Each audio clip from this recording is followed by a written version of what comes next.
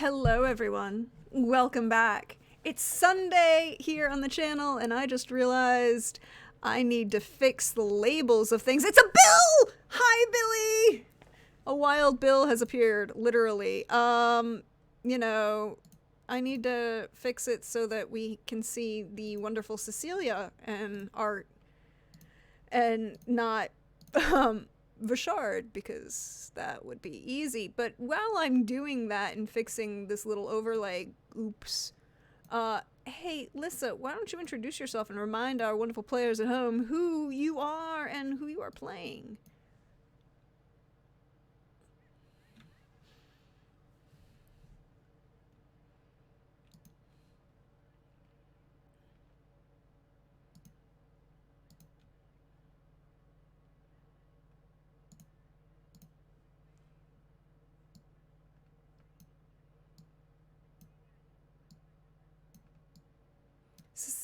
I really don't think Cecilia decided to play Truth or Drink. I don't think she was a stick in the mud.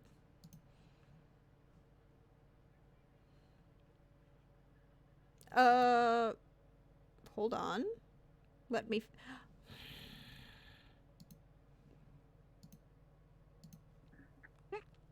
Oops. Straight. Okay, let's try that again. Can you hear her now? Can you hear me now? If you can hear me now, say whoop whoop. No, that's not the vibe. We know what these kinds of stories are going to get us into. Oh, well, you froze, but we can hear you. Oh, now you're back. Okay, there we go.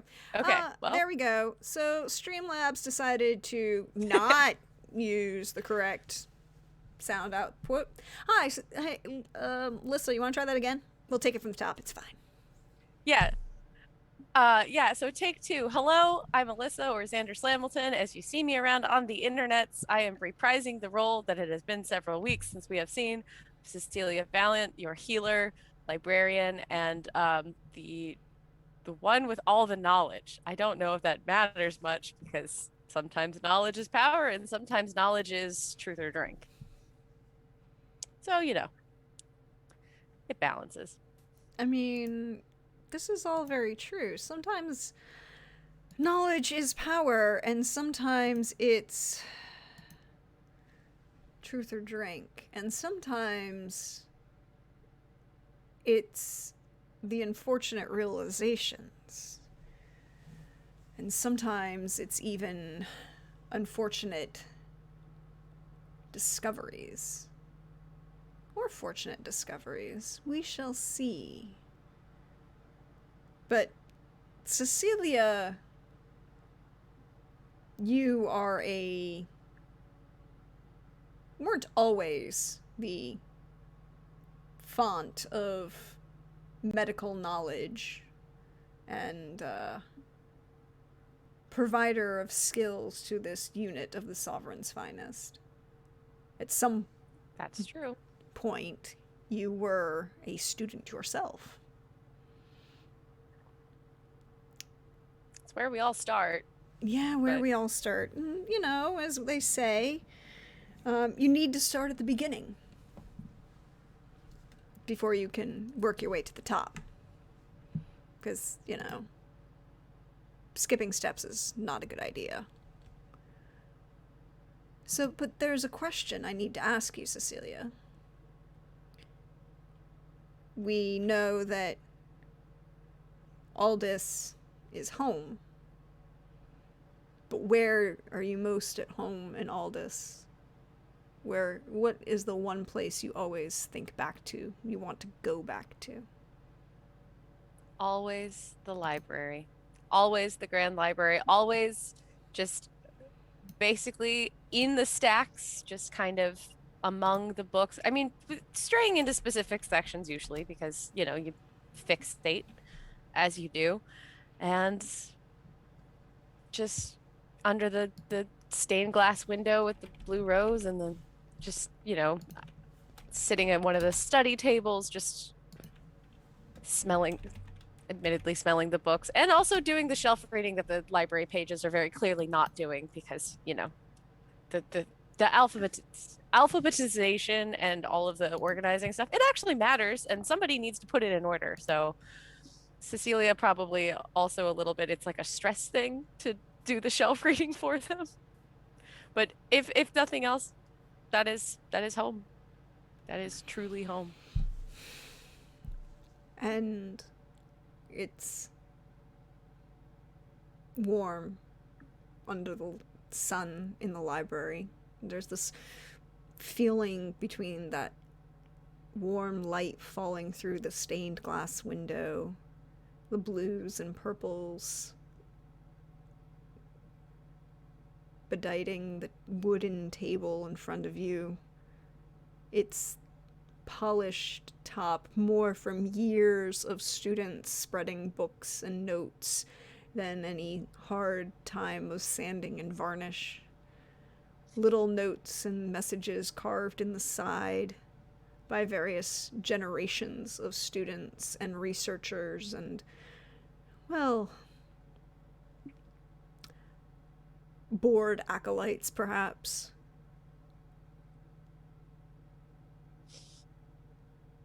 It feels... Definitely some of those.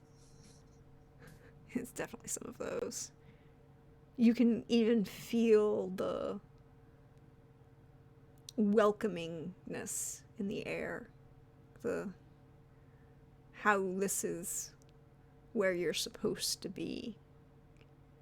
And every time you straighten a shelf, you just feel this moment of something, like an appreciation. Just this little moment of not quite a warm hug, but almost that feeling left behind by that comforting touch of someone new who appreciates you,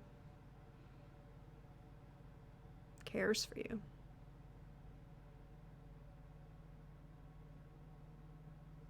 And as you're sitting there at this table, your notes spread around you, you've technically been a graduate of the medical academy for a full year and a half now. But have you ever left the university and the Great Library Archives? I mean, you technically have to do like a a practical out and about, but I didn't have to go far into Aldis to do it. And there's so many more research opportunities if you stay close to home. All the So research opportunities are close to home. I've mostly been in the research phase and not in the practitioner phase of my career. But is it your choice to maintain this research phase? Uh, I want to say yes, but I don't think that it's entirely the truth. It was heavily insinuated that it would be best for me to stay in a research capacity at the academy and not go very far from home or really anywhere. But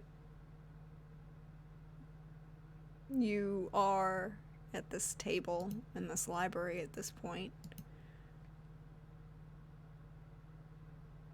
There's a small kind of waft of air.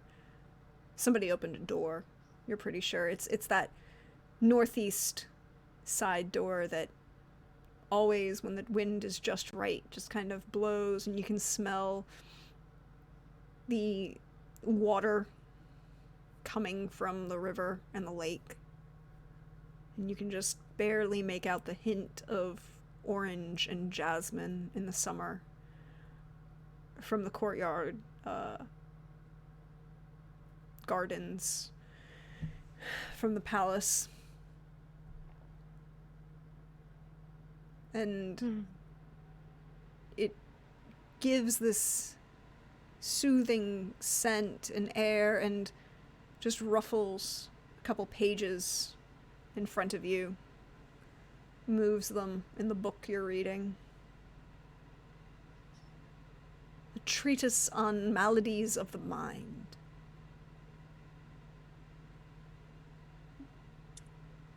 It is a very up-and-coming new field of research. There is a fair amount of work to do. It's not a new book. It would seem that, well, 20 years is still very new in the world of research. It's just there's not an updated copy. No. It's a very old version. Probably a first printing. A little stained. A little musty. No one really cared to put this one back correctly. No, but that doesn't mean it's any less valuable or useful. True. All knowledge is useful and valuable. And you hear that minute, you hear that saying, all knowledge is useful and valuable. But it's his voice in your ear, in your mind, that says it that way. Just that slight hint of patronization, condemnation.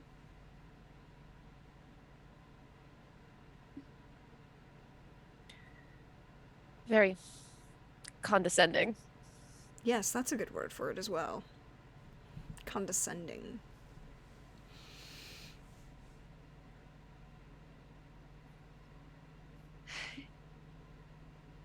I hope he's not approaching.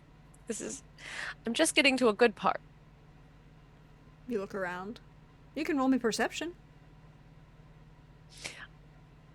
I sure will.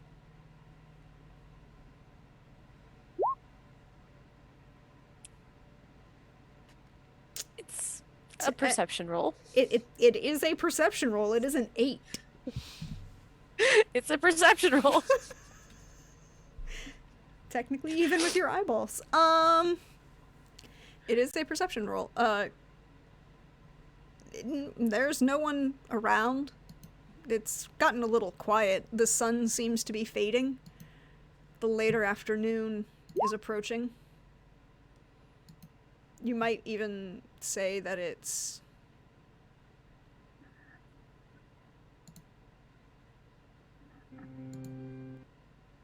you know, just getting a hint cooler in the air. Well, that's not necessarily discomforting. No. It's been a warm summer. But the sun is lowering. You might even consider it's getting close to dinner time. But do you go home for dinner, Cecilia?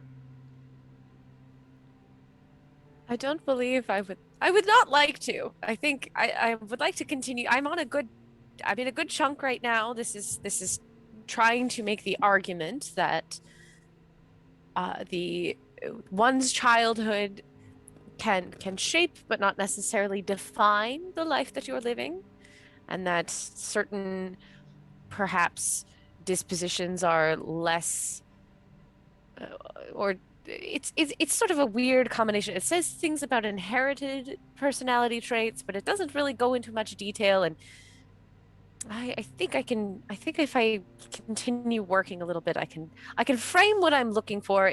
I'm on a good track, and I'm not hungry. I had a piece of bread this morning when I started, so I'm full for a while. I might want to find a candle though before it gets too dark. But there's still some sun. It's summer. I've got a couple hours before it's, or 2 maybe. you return to your research. The treatise is difficult to follow, both in the terminology that they choose to use and the fact that it is not a well-maintained copy of this book, so sometimes it takes a little more effort to ascertain what the author is attempting to state.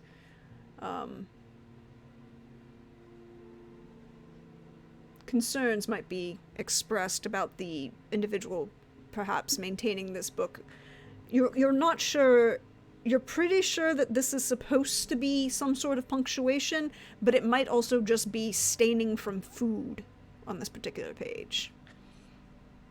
This could be.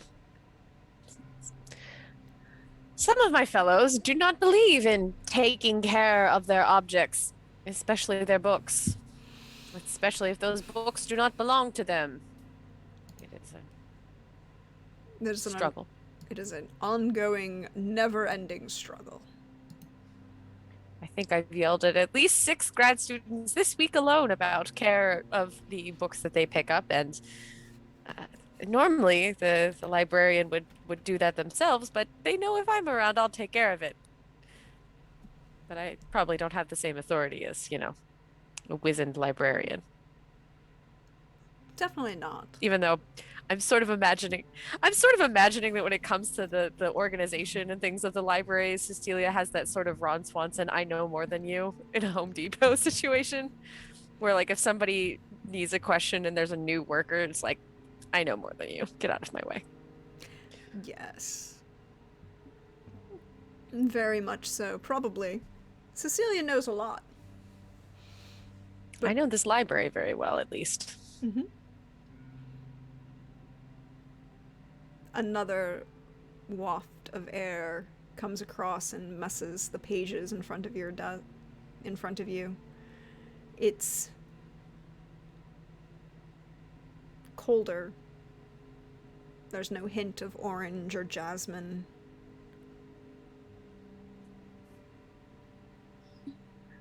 Can you roll me another perception check?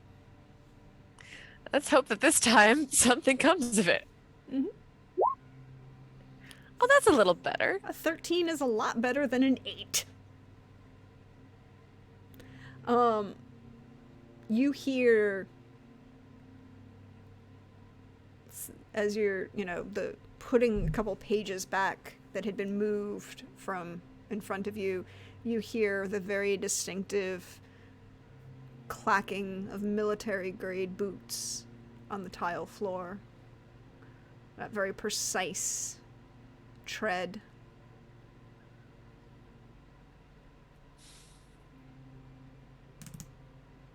Striding. Punctuated occasionally with a brass-tipped cane.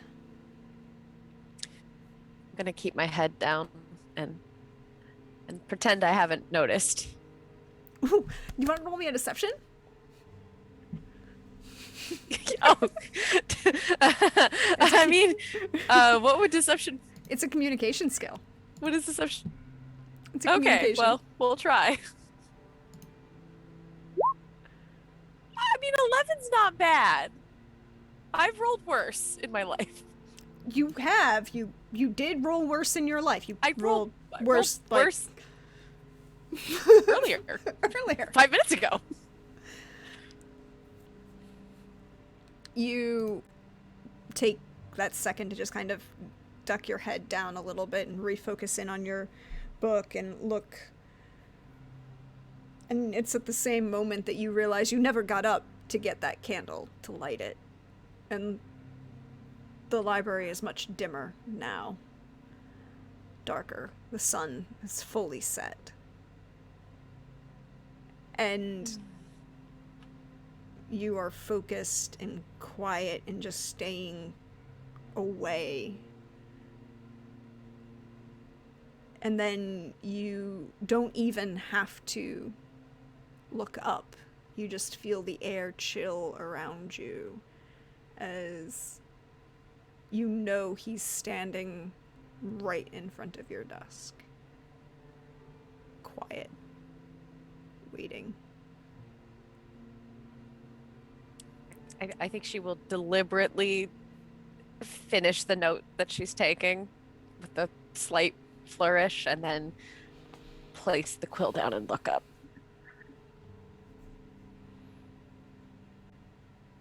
He just stares at you, taller than you by maybe a couple inches.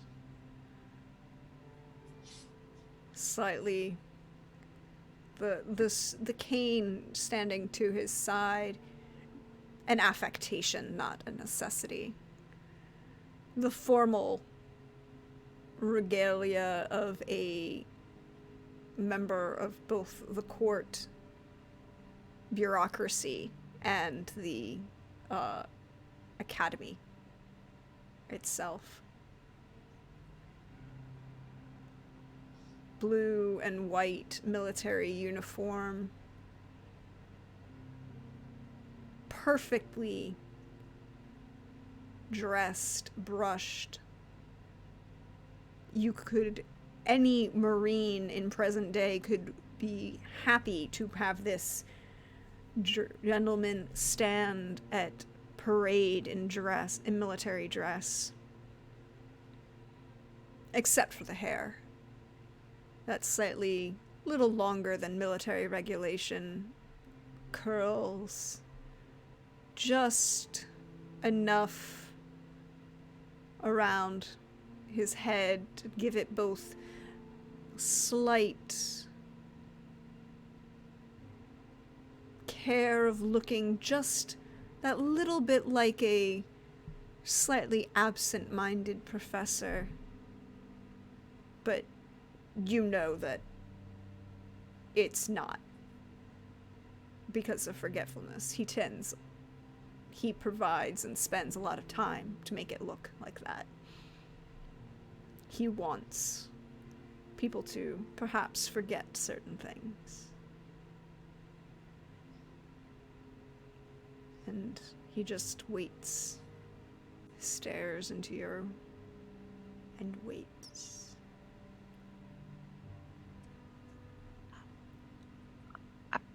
I seem to have lost track of the time and my candle.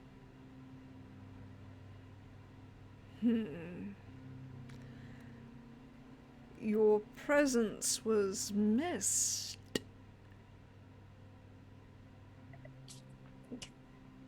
Time just gets away from me when I'm in the middle of a good wind of research. There's been some interesting. I've made a few interesting discoveries. Nothing super concrete. There's still a lot of deciphering to do. This book is very. Sorry, I did not realize the time had gotten so. Just whisks away, but unexpectedly. Your presence will be required tomorrow. Do prepare yourself in a more... And he takes that second, and you can just feel his eyes glance, judging both you, your whatever research you might be performing, and this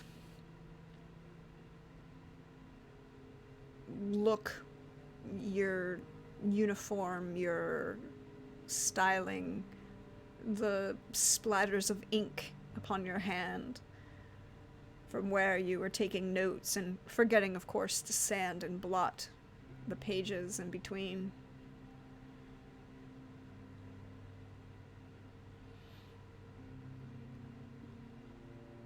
You should be better dressed tomorrow. We shall be hosting some guests, Cecilia. Who's coming? It's the middle of summer. Who's here? Those who wish to engage our services. And have some information provided. Nobles of the court, but of course. Oh,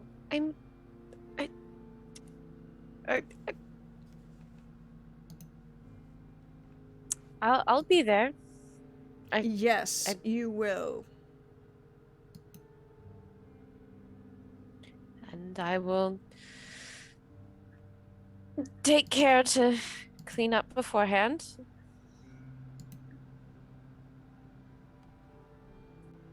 Good.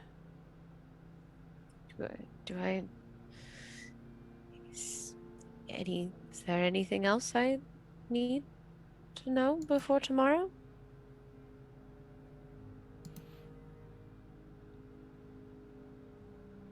You might want to worry about putting in a better position and presentation, Cecilia. Not everyone is as understanding of your distractions as I am.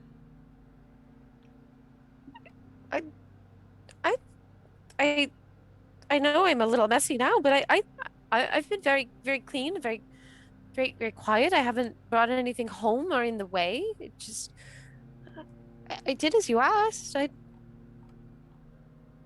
I've done as you asked.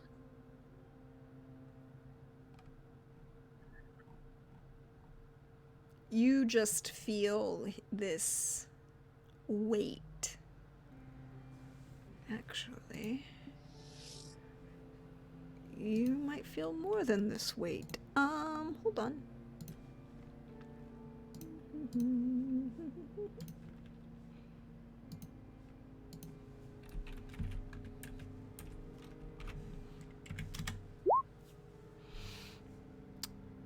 You feel this heaviness settle across your mind.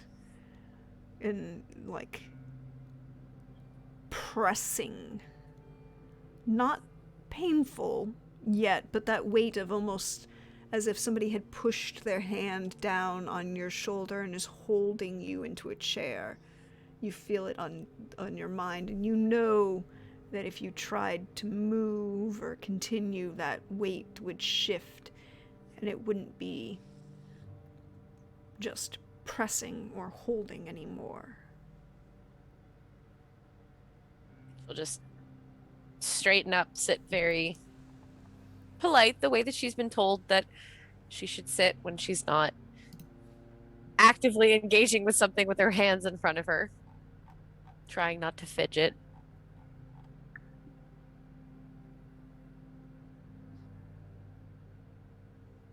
You might consider slightly better attire.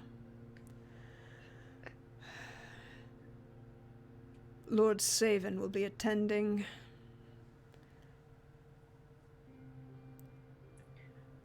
Yes, sir. I shall see you at home, Cecilia.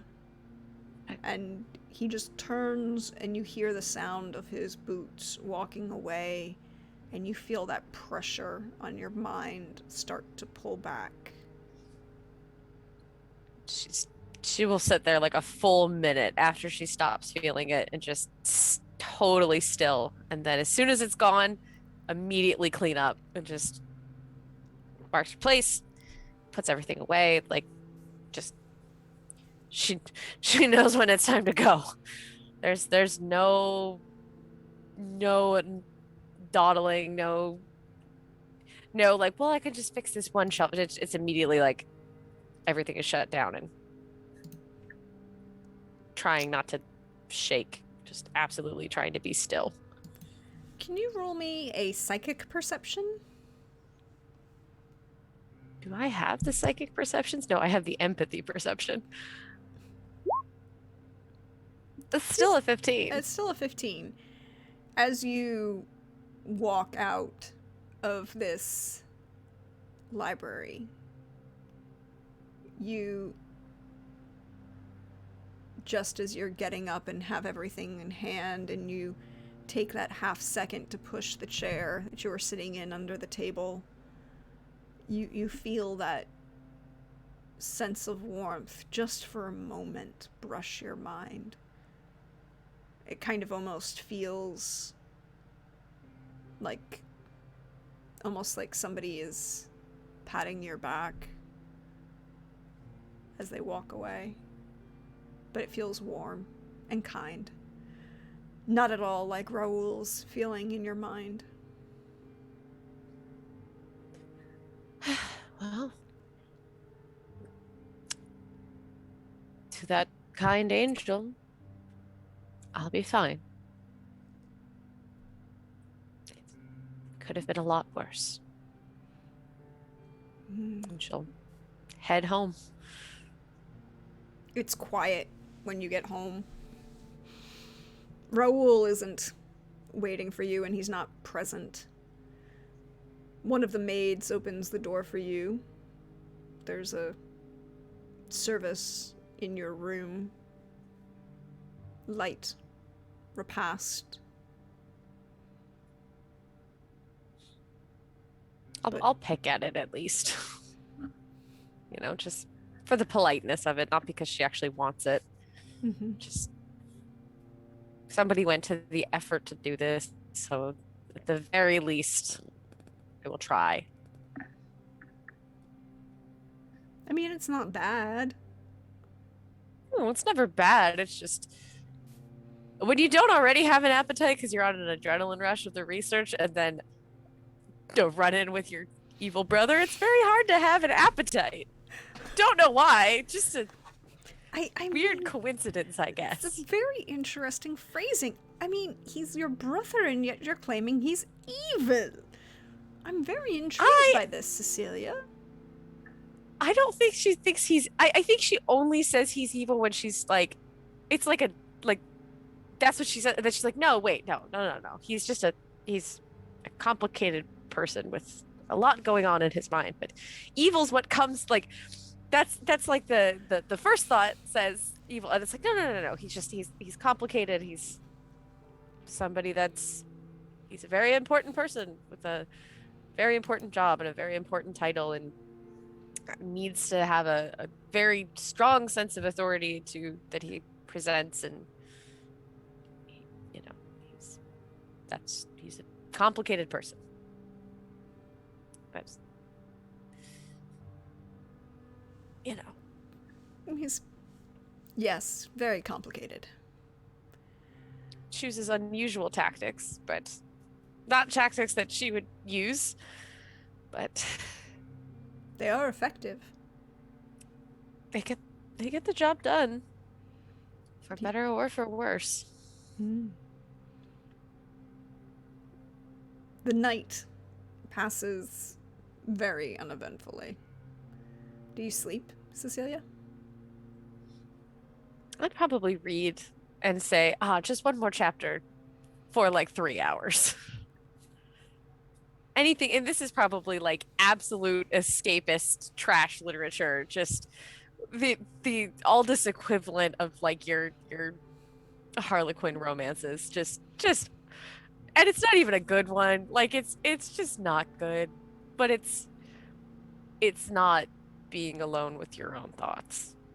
So, and it's a little bit steamy, so naturally, like, just one more chapter for 3 hours is like, okay, are they gonna get to the good part yet? No. Okay, well, we'll leave the Duke and the Fair Maiden and whatever they're doing. It's a full-on bodice stripper cover. Absolutely. We know the extent that some people might go to determine the art for said thing. It's you know what? It's exactly the one. No, wait. It's not the Duke and the Fair Maiden. You know who this is? It's the swashbuckling pirate and his young, very nice, maiden, Spanish maiden who then becomes a pirate who joins him. And the cover it's fully that. And like the whole first part of the book is his adventures working for his courtesan life, and then meeting his fair lady. And then And the like, cover are they gonna of the get book, to the love scene between them? yeah, and the cover of the book is this 2-story villa, and he's capturing her away from the villa and swinging down on a vine. That's exactly what it is.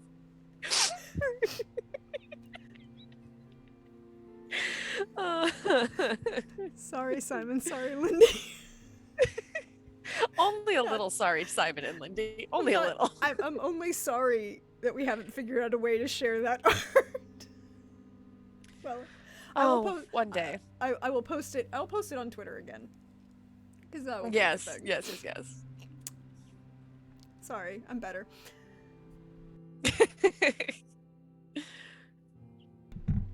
Or not. It's all good. But yes, it's very steamy in the first half of the book.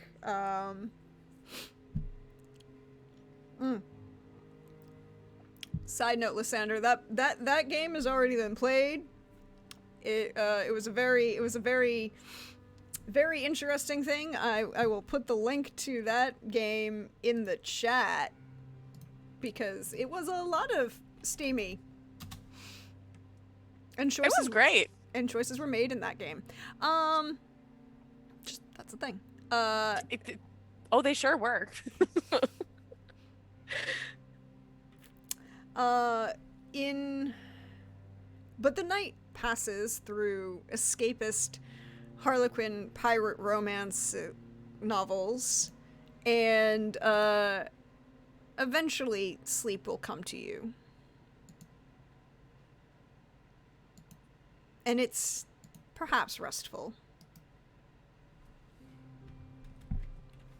More or less. More or less. But I guess the question is, how is Cecilia a morning person? I know we asked this the night after Truth or Drink, but you had some failed con rolls in that game, so. So is Cecilia normally a morning person, I guess? Yeah, not like a bright-eyed, bushy-tailed, like, oh, it's 7 a.m. and I'm totally functional and awake and great and happy to take on the world, but more like she prefers an early rise and like a chance to do the routine. Like, there's definitely certain routines are ingrained into her that it's better to start her day earlier. The sounds of the house around you. There's a light knock at your bedroom door. Kind of tap you're used to hearing from the servant staff.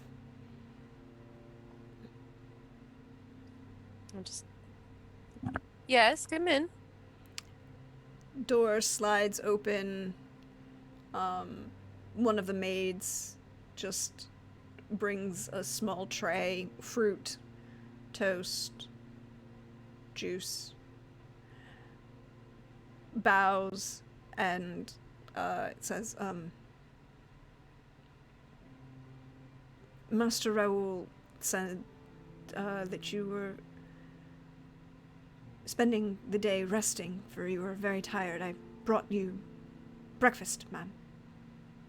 Oh, thank you. I wasn't going to spend the whole day in here, but thank you. Oh, I'm glad you're feeling better then, ma'am.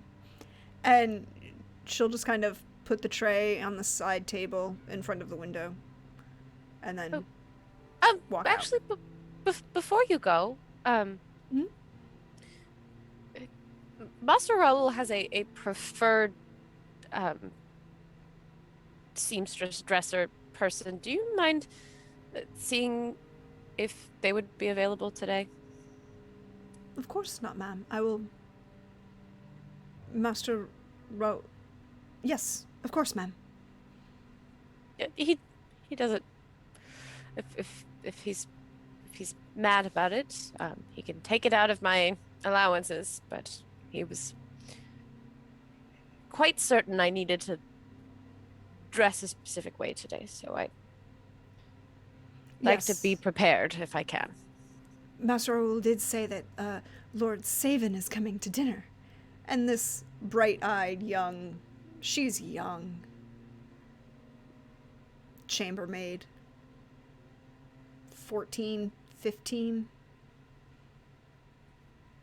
little starry-eyed over, well, the sovereign's son. Yeah, well. The late sovereign's son.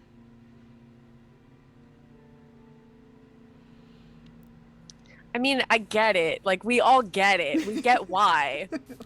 We all know why. We know that Jalen's been queen for 2 years now, and Lord Savin is still, well, he's tall, he's attractive, he's a lord. He's bacheloring, he's doing the bachelory things. No one can blame this chambermaid for having a moment. We've all been there. Mm-hmm. We've all been there.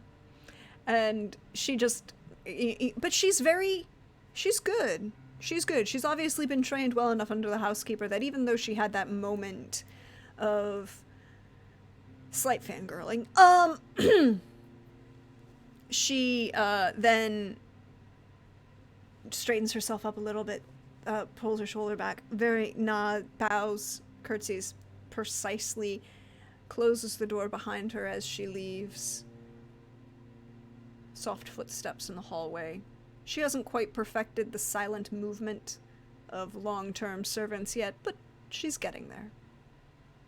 In due time. In due time. I like her. She's nice. She's sweet. And she still thinks that Lord Savin is just a pretty boy and not, up to something if he's meeting with my brother. I mean, your brother is a respected archivist and teacher at the academy. Yeah, but they usually don't come to him for stuff unless they really need something. And something that mostly is on the down low, kind of. Mm-hmm. True.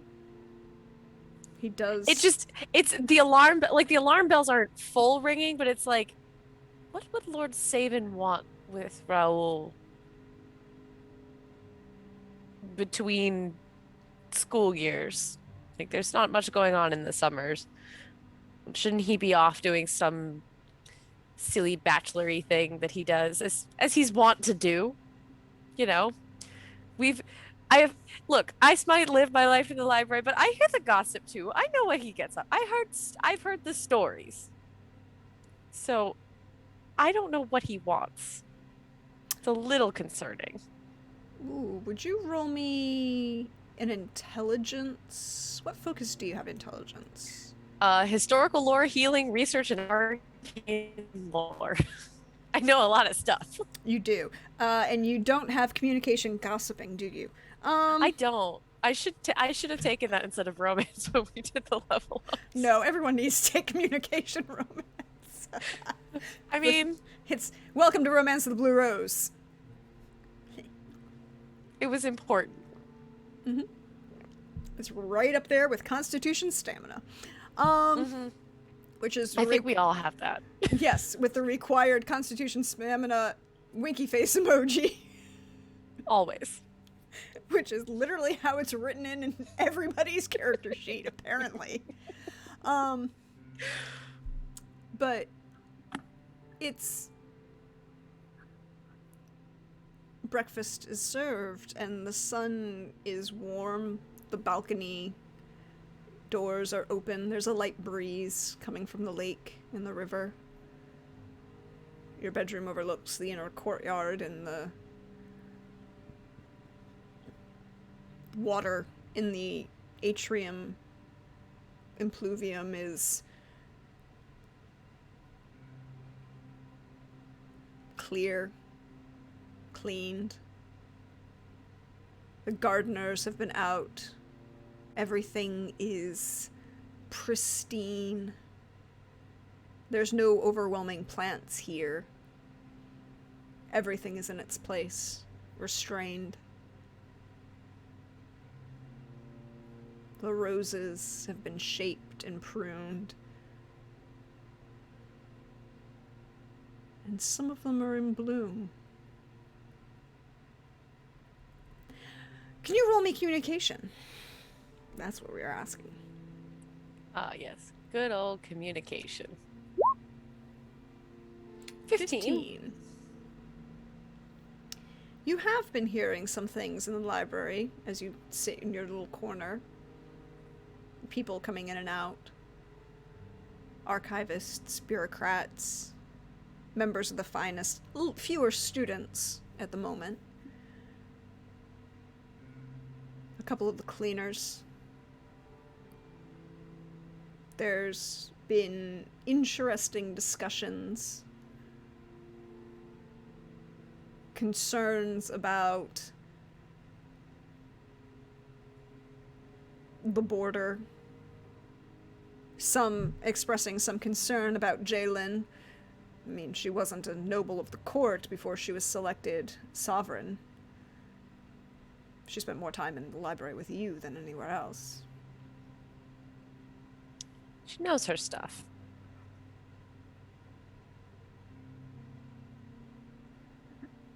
And a slight hint of rumor that there were less outrageous parties that Lord Savan had been attending. More... perhaps one might even say he's attending certain events that one might consider a transition from bachelorhood excesses towards marriage mart approaches. I mean, I'm not going to waste my time on flights of fancy over frankly, a playboy.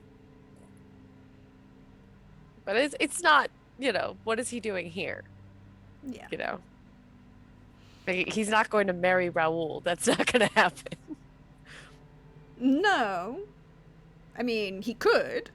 He could. I don't think Raoul would. I think he would pick a different. That wouldn't be the strategy marriage he would choose. No, it wouldn't be the strategy marriage. And you're right. Raoul would not be the strategy marriage. Oh no. Oh no, wait, no. I think it just all kind of comes. Is that a possibility? It's like, oh no, Raoul, no, don't, no. You can't do that to me. No. No. No. I mean, he's pretty, but no. No. But all of my work. All of this time I've spent in school and all of my scholarship. No, I don't want. Oh, I didn't know that Savan would be one of those husbands that's not useful. He's not a conversationalist. He's a socialite. He's a man of debauchery. No. Oh no. Oh. Oh, well, I have to play along, but no! Ugh. Ugh.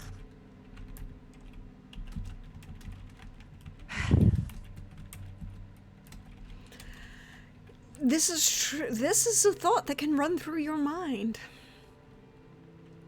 Oh, I think it rolls exactly like that. That is the exact cadence of the thought patterns as she's looking through what she already has. She can get herself ready for this dinner. Just going, oh no, I'm gonna dress as boring as possible. Oh, that can't be this. Please let it. I would much rather it would be for something shady. Please let it be for something that is questionable that I don't want to be a party to. But at least if I'm a party to it, it's better than. Oh, I hope that's not Raoul's plan. That's. Please clip that, by the way. I hope it's for something shady.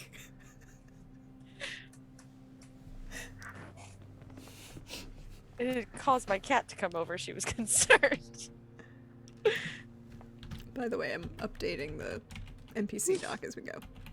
Oh, brilliant. Yep. Oh, it helps if I spell things correctly. But it's a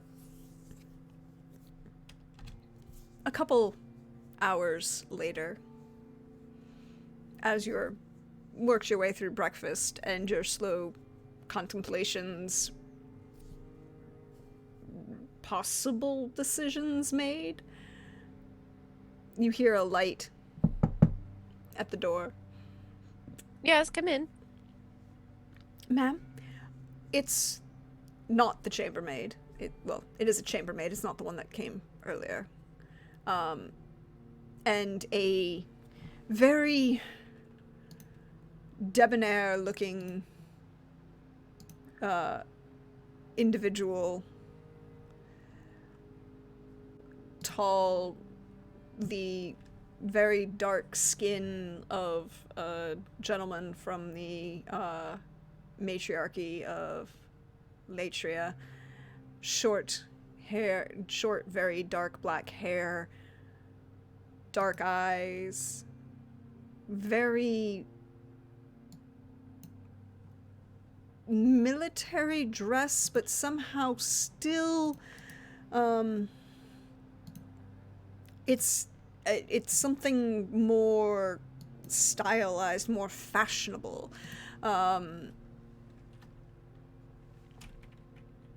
You recognize the gentleman standing at the door as definitely one of individuals who work at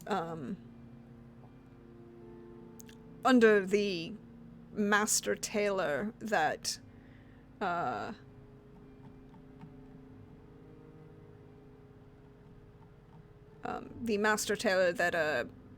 that Raoul, hires. He definitely seems to be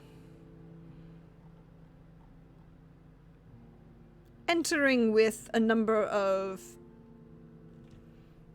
pieces of cloth and a few stylizations. They're very, very fancy. The maid just turns to you and says,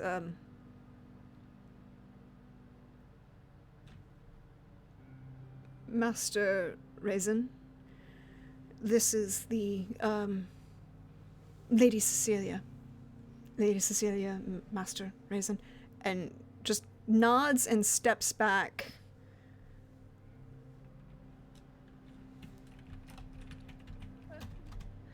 Master Raisin,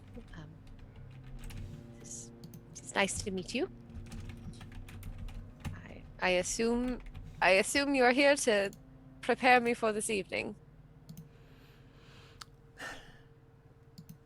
He nods kind of curtly, and then just gestures the maid away in a, as a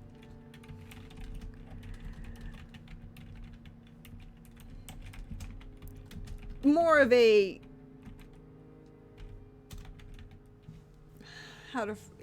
not rudely, but fully expecting that his suggestion to get the fuck out will be obeyed.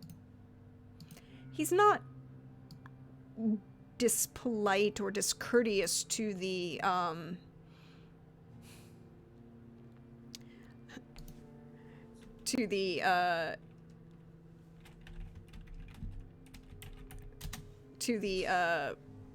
servant in any way, just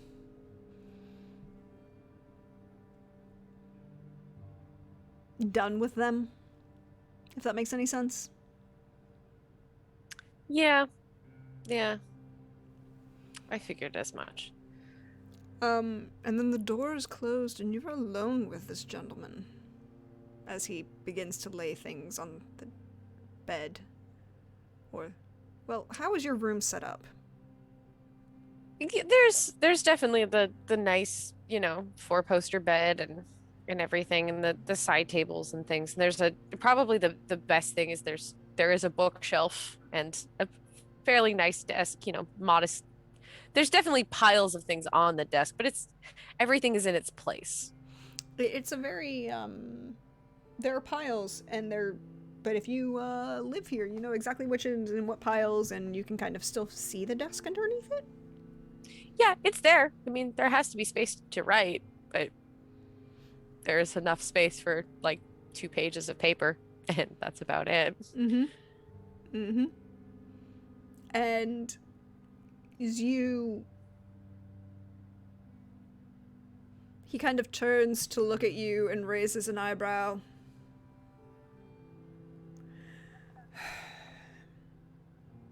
I've worked with worse.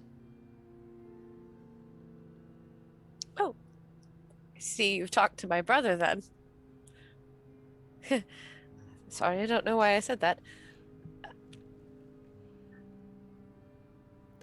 Well, let's see what we can do. All right. Well, that's not the right accent at all, and for some reason I don't know. We're talking about clothes. I automatically channel my grandfather, and this is not a small Italian gentleman who's about to come out with you with like 50 pins and, start. No. This is a very tall, very attractive, young gentleman of a very dark complexion. And then he starts handing you gowns. Well, and he just kind of waves you as if to say, go put this on. Very well. I'll duck behind where I need to go to. The dressing There's probably room. like a divide. Yeah. There's probably either, a dressing, I think it's more than just like a folding screen. I think you might actually have a dressing room. Probably. There's probably a dressing room. The gowns he's provided are gorgeous. Jewel tones. Bright. Almost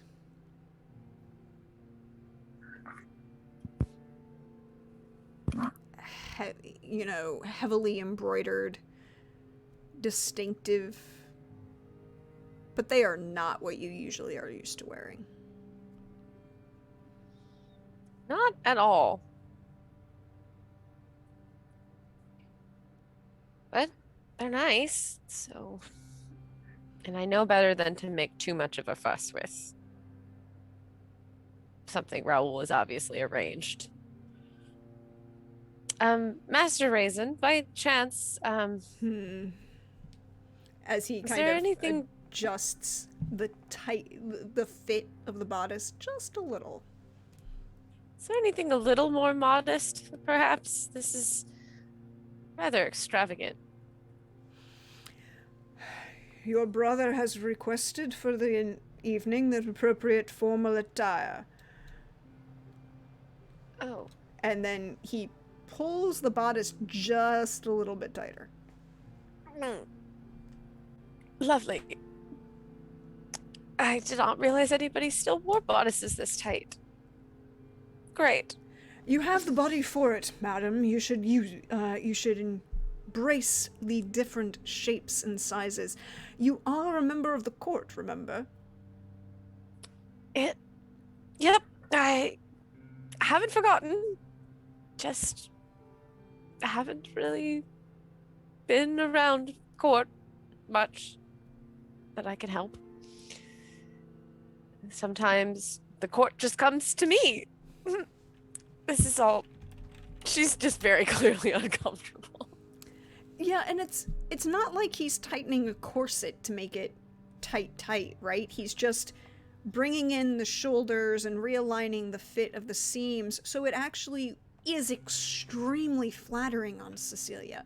It fits her curves correctly. It's that difference between buying a dress off the rack and having one fit to you. By the way, invest in the in the extra $100 if you buy a dress off the rack to get it fit to you, and it will last you so much better and look so much better. That's your PSA for the day. An important one. But roll. Wait, this is a thing that exists in this game, and I need to make sure. Oh, do I have it? The question is, you probably don't have it, but that's okay. It's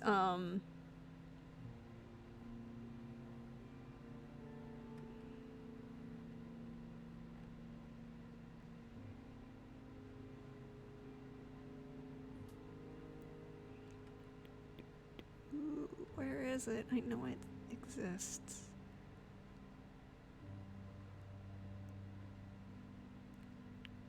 Go ahead and roll.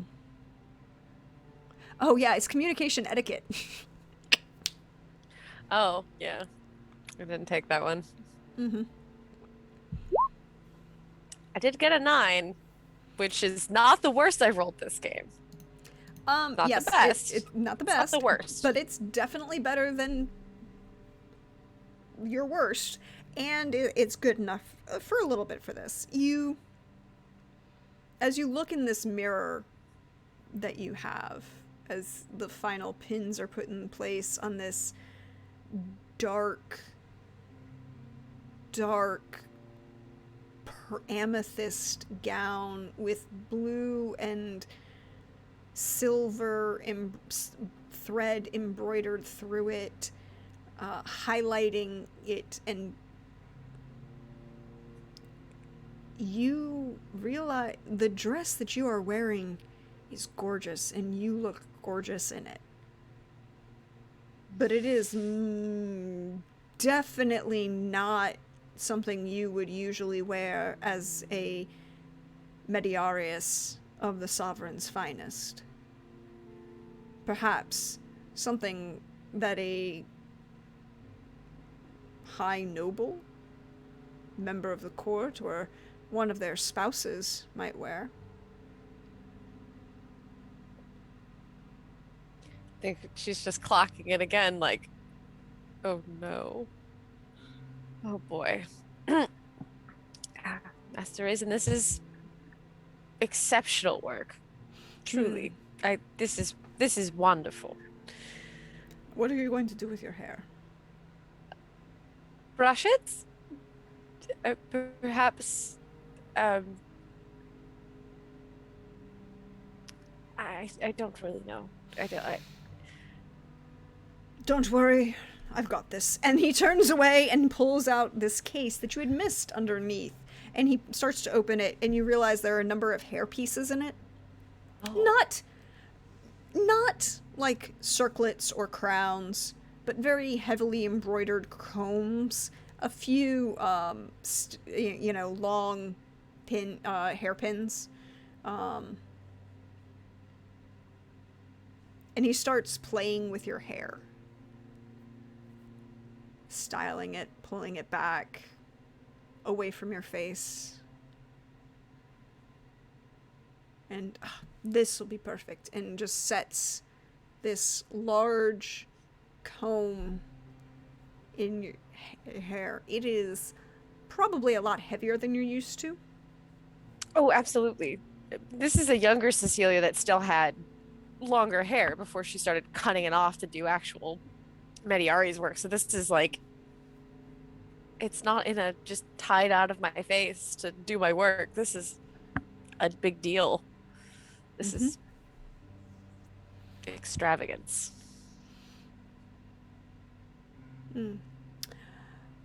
There. And he kind of turns you to the mirror to look in this mirror. And your hair, half of it is up, half of it is down. Its curls are kind of just falling just perfectly against the lines of the dress. The bodice is a little bit, just a little risque, but not that level of just above a sweetheart, slightly angled. The large comb you can kind of make out on the side, just kind of pulling your hair up and around in a very kind of intricate updo, half updo. The jewels that are glinting off in the afternoon sun reflect the silver embroidery on this amethyst dress. This would be something that you might wear to perhaps Jalen's wedding, perhaps a ball in her honor, in, you know, celebrating her 5 years as queen and sovereign. Perhaps even a midwinter ball at the court. This is... I mean, it's just gorgeous. Who knew? Who knew I had it in me? He doesn't say anything, you just feel that weight of, yes, don't worry, it's what I'm here for. Yeah. Well, thank you for setting me up.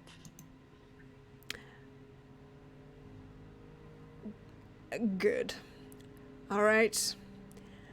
And I'll discuss the makeup choices with your lady's maid. And he turns to leave.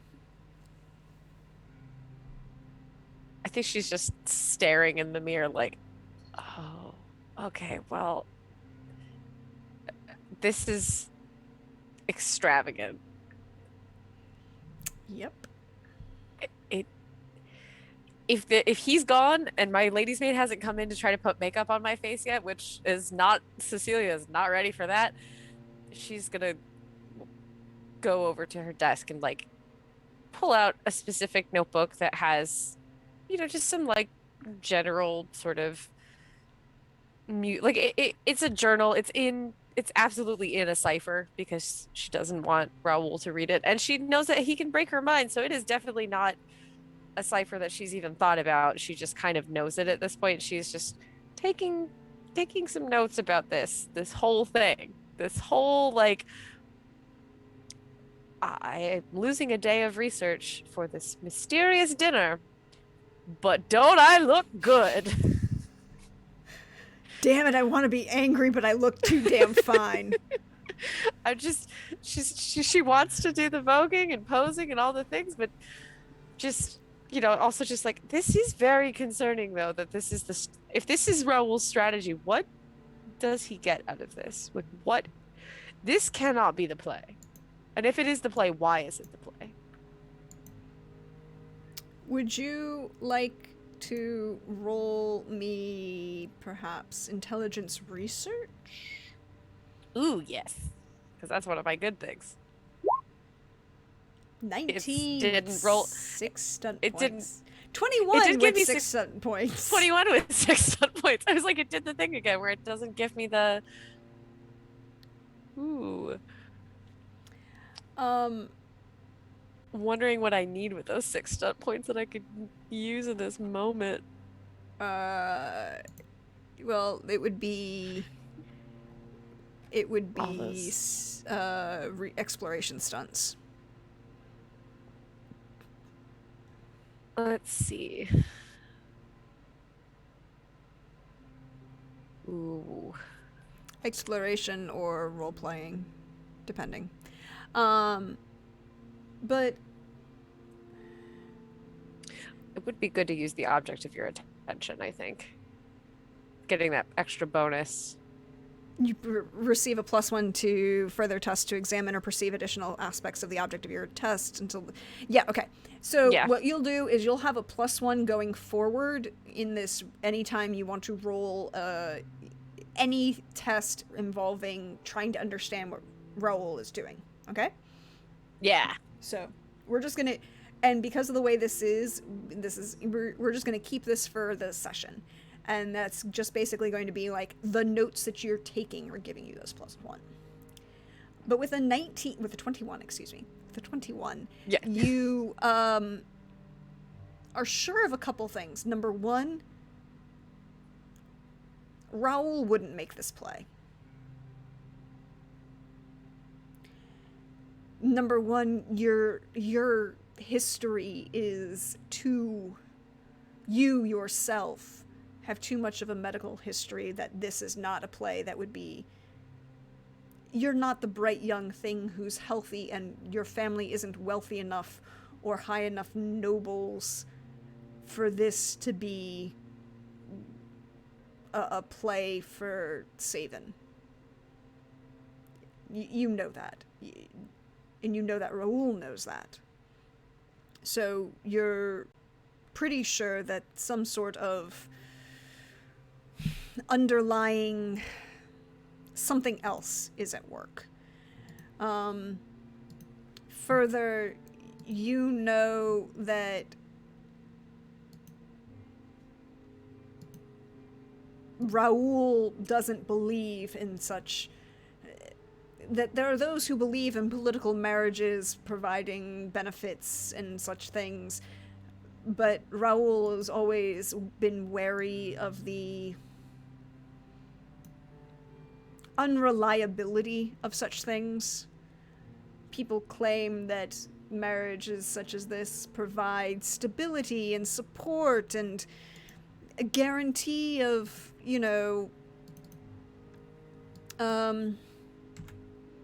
alliance.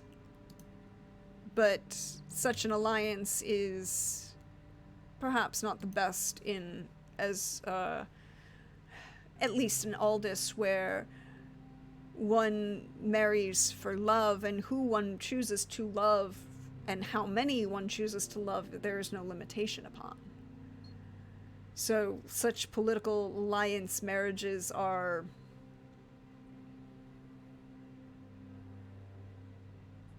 not as sure a thing, and Raoul doesn't bet on not sure things.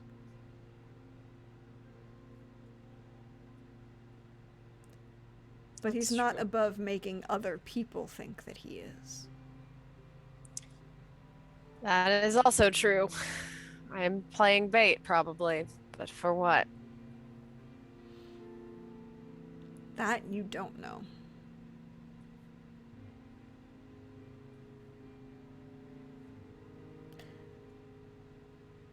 But he did gift you this dress. That's true. And it's very nice. And the date is... There's something about today's date. You can't quite put your finger on it. You know that there is been a reason why today in particular something. You cast your memory back. It's not your birthday. Mm-mm. It's not Raoul's birthday. No, because if I forgot that, that would be... No, that would... very bad. No. It's not Lord Savin's birthday. No.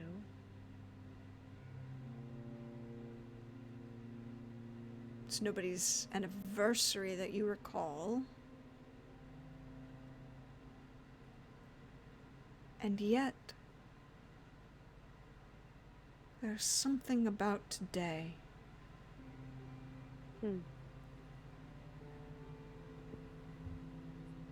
Something historical, important. The date is important, and you know this because you've done the research upon it. Would it be in my notes here, or would it be something I would have kept elsewhere? I can't get to the main library, but I'm sure there's enough around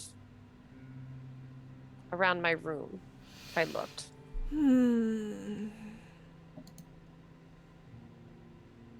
Because that does make me wonder what I have. Well, but you can go ahead and I would say that you could actually even roll resource. You could.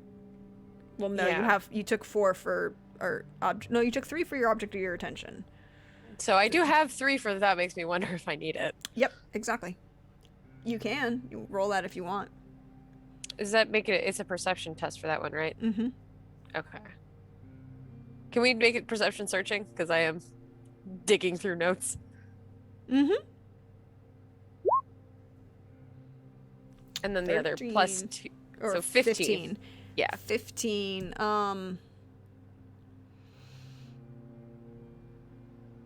You're flipping through your notes, going back and forth to all of your research. You know, that small library that you keep in the bedroom. It's the overflowing bookshelf and all of my notebooks. It's small in the sense that the grand library is probably multiple stories and very vast, and this is like, you know, Mm-hmm. not unlike my apartment of like a wall of books. You finally recall. It's in a notebook from your childhood. Old. When you were less well, you read a lot.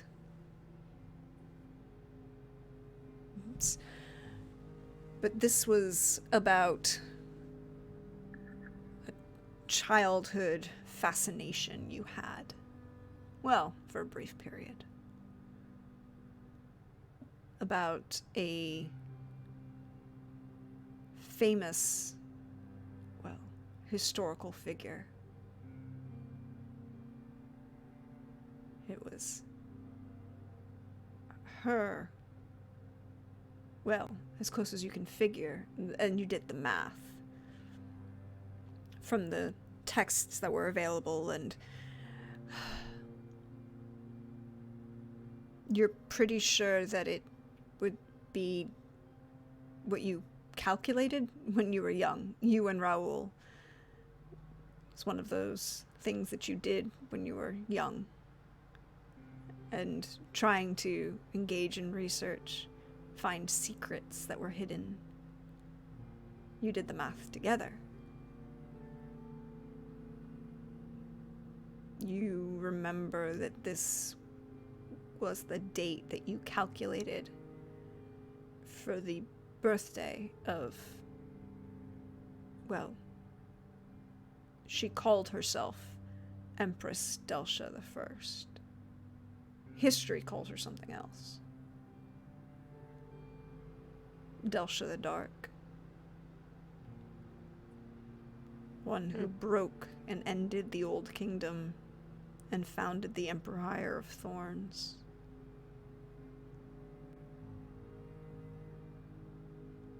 What a strange day to remember.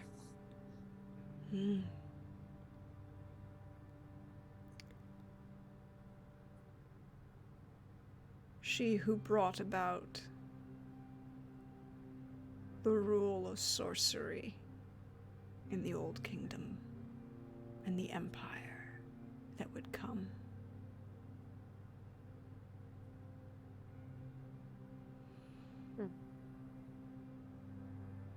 It's probably a weird touch of nostalgia because it was one of those things that it was a younger, we're children and do everything together and are like that childhood closeness of like your sibling is your only friend. And even if Cecilia was not, if this was one of the spells where she wasn't super well, especially, and it would be Raoul coming to, like, she can kind of remember Raoul coming in with like some of the books, sneaking them out of the library when he wasn't supposed to, and then her and propped up in bed trying to stay focused on things and fighting through whatever the illness was and working together on it and like still being very much the best of friends at this point. He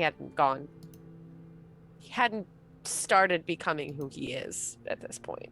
She's just kind of like, this is an odd memory, but she can kind of remember doing the calculations. and can kind of remember, you know, the coughing fits and you know, the headaches and things, and trying to focus through it, and Raoul being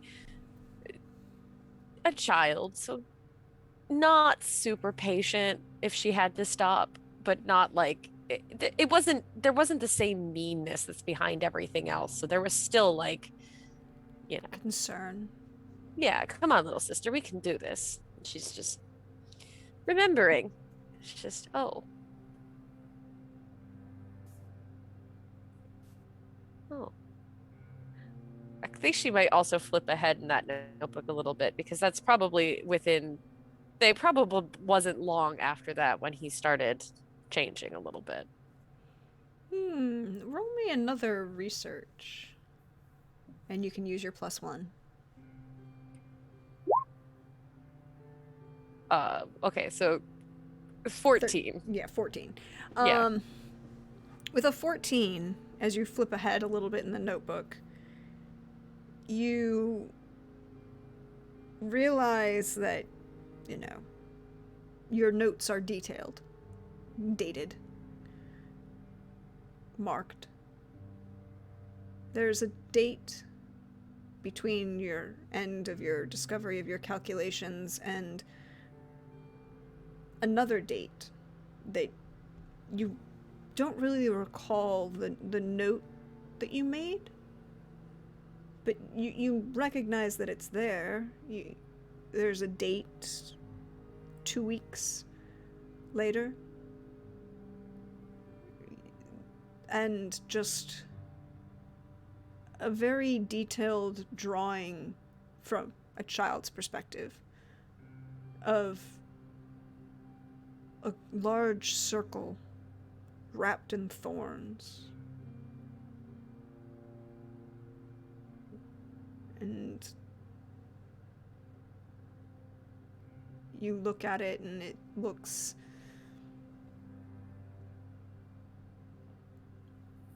odd. And then you see a note scrawled in the bottom, and it's in not your hand, it's Raoul's. Child.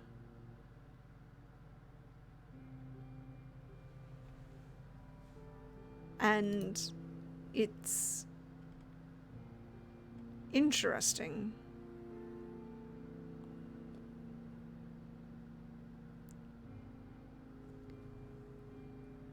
The Empress overcame this. Her path is the one to follow.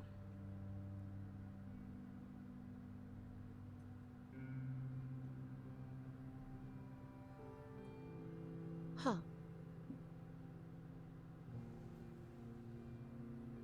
I think she just kind of sits with that for a second. Maybe there was some part of her that thought that that was an encouragement as a kid to like, you can make it through what you're going through, little sis, it'll be okay. But maybe this was a divergence point. And she's like trying to remember, like, when did we do this? Like, what happened between those 2 weeks? Like, we must have read some stories. It must have been a bad spell if there's 2 weeks between notes. She must have been very bedridden. But was Raoul around? Where was he? Where did he go? And she's thinking about it, and like slowly after they had gotten out of their Empress Delsha phase, that was when he started he wouldn't come to visit as much. He wasn't around, like she said, like give it a couple years and she gets to the other side of the illness and she's all better and everything's great now. But she's starting to remember that it was somewhere in after that phase that he wouldn't come to visit. He had new friends. He had he was acting more like their dad, which, their dad was never quite as cruel as Raoul, but he was definitely not like, he's nobody's favorite uncle at the Christmas parties, just kind of distant. But he just started getting meaner, and slowly over time, it's like something. What happened here? What, what, was it the friends that he had? Did, what did he learn about Empress Delsha that he changed? And on that question, we're going to take the break for the evening. So, when we get back, there's might be dinner and a show. But maybe. But we will be back. Get up, refresh yourselves, stretch, take this opportunity to see. We will be back momentarily. Bye-bye, everybody.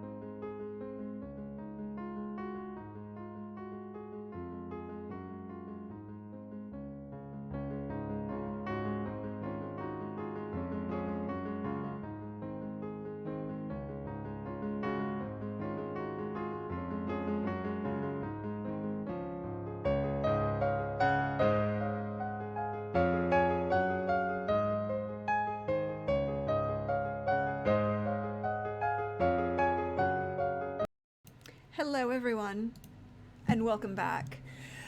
We are returned for the second half of this flashback episode.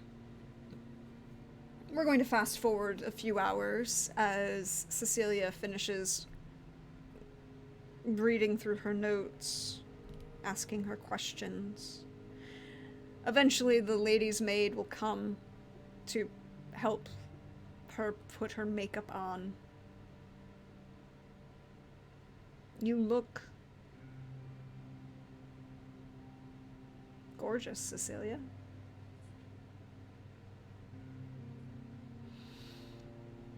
There's a light, just as the maid is finishing your makeup, there's a light. That knock that Raoul has when he's kind. Yes, come in.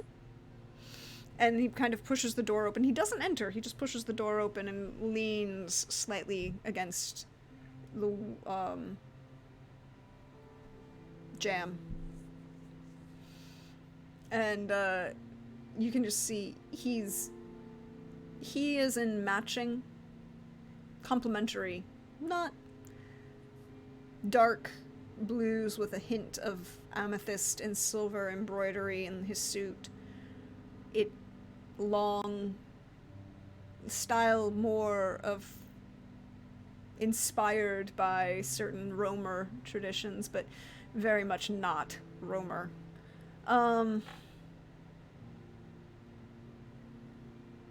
He looks good. Like, if you weren't his sister, you'd be like, damn, my brother looks fine. But you're his sister. I know how people look at him. I've seen it. We know how it goes. Mm-hmm. You are. And he looks at you, waits that moment for the lady's maid to finish just that light. You know, that hands you that little card just to blot the final lipstick. You know. Mm-hmm. We know how it goes. We all know how it goes. Very hard to imitate it without, like, my actual cards in the other for this. Yeah, I've got one. And it's, you know, it's just a moment. Mm-hmm. And the maid nods and bows, and Raoul, you look very charming, Cecilia. Lovely. Mother Thank would be you. pleased. As do you. I very much appreciate the dress. It's absolutely exquisite in every way. Would not wish as just you deserve. Come. Time to meet our guests. We're seeing more than Lord Savin tonight? A couple other nobles. Some interesting parties. And he offers you his arm. She'll take it. Raoul, do you remember when we were children and we used to have a strange obsession with Empress Delcia the First? Yes, vaguely. I was thinking of her today. It's just remembering us as children. Whatever did we see in her that we were so enamored? The forbidden, perhaps. Maybe so. Childhood children that liked dark things or something. I believe Mother made her sound so much more evil and horrible that to frighten us away, and all that did was draw greater attention. For a time. Yes, for a time. I mean, as these things go. Hmm. Do you remember her path? I was just thinking about it and sort of blanked on some of the details. Do you remember?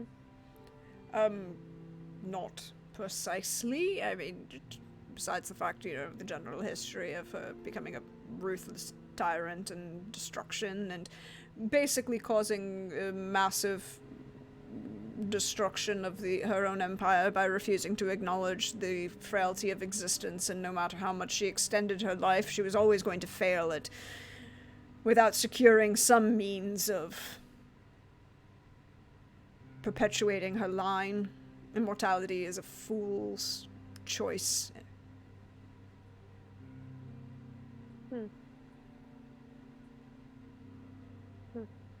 Strange arc for children to obsess over, I suppose. I kind of just want to get a beat on him, like bringing all this up. You want to roll perception empathy? Yeah, I do. I want to do better. I want to do conviction points. You can use one. You have 7 conviction points from chat if you want to spend one to re-roll. I very much do. I don't want this to be. I don't want that roll. I want that one because that's a 19. Yes, the 19 is a lot better than a 10.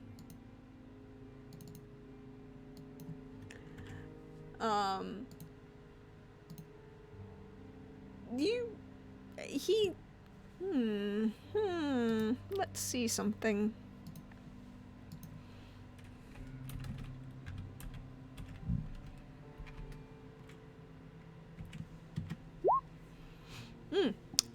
You know your brother. And as much as he's kind of, well, first of all, it's very odd. He's being very conciliatory. Kind, almost. He's got that... He's got his bureaucrat smile on with you. He remembers vividly this whole... You can tell, as much as he's kind of playing it off and slightly setting it aside, he definitely recalls everything that you're talking about.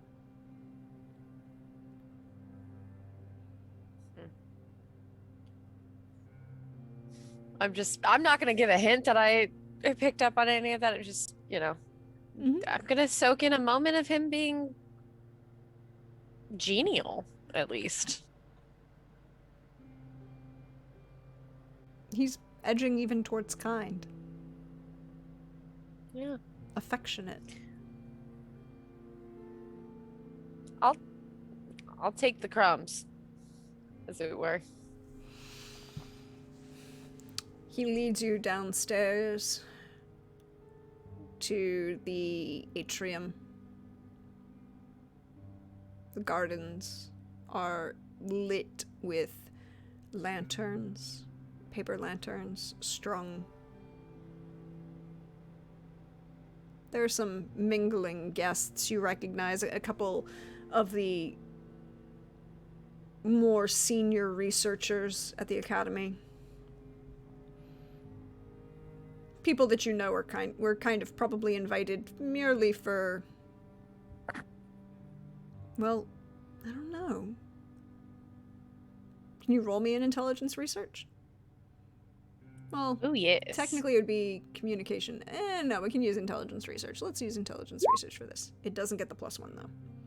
No, that's okay. So it's a 19. With a 19, you're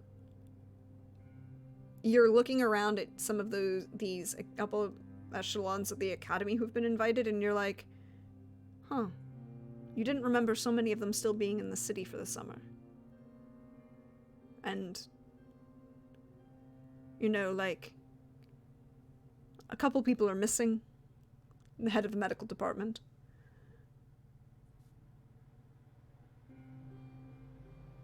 Any of the Rye members of the academy. Indeed, as you look around, you see nobles 2 or 3. Lord Saven hasn't made an entrance yet. You see a couple levels of merchants, business folk. But as you look around, everyone here is human. There are no sea folk, no Vata'an, no Raiden.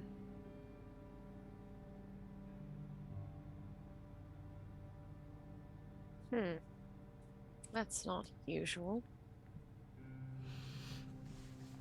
I mean, it's odd, but not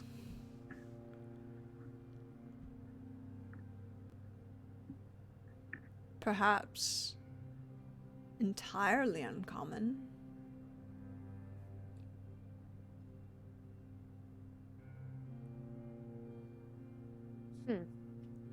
It's like something to clock, not necessarily. It's not concerning yet, but it's still just like, Huh, that's different. yeah. Seems deliberate. Raoul is not letting go of your arm. He's escorting you among and doing the social niceties, the social plays. Well, I'll play along, you know. Yeah. Yeah, I'll play along. I recognize at least a few of these people, probably enough that I can do a little bit better than just the surface, small talk. Like some of these people, it's can ask about their summer research and she knows enough to ask the right questions, but not like. It's still just very odd because he's very, even for him. Like, it's not like he's mean in front of other people necessarily, but he's not this. He's literally talking. Way. He's talking you up as you're walking around. As you start talking to people, it's like, oh, and it's not to the level of like you would be concerned that he is actually putting you on the marriage mark kind of thing, where talking to every available bachelor. But he's mentions a couple of your research discoveries, past, not current, to some of the nobles that you haven't necessarily met, in a manner that's almost proud. Yeah, it's uncomfortable. Yeah. He seems to be praising you to others. Yeah. There's a loud flourish. The butler announces the arrival of Lord Saven and his entourage. There are 6 young noblemen who accompany him.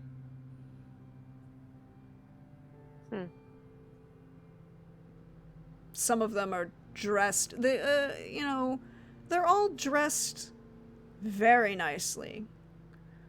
One seems to be carrying one has a sword affixed to his belt that he doesn't leave at the vestibule. You're pretty sure that that's the bodyguard rather than the young hangers-on of a young noble. Yeah. All right, well, that's something. And, Saven kind of stands at the vestibule entrance into the atrium.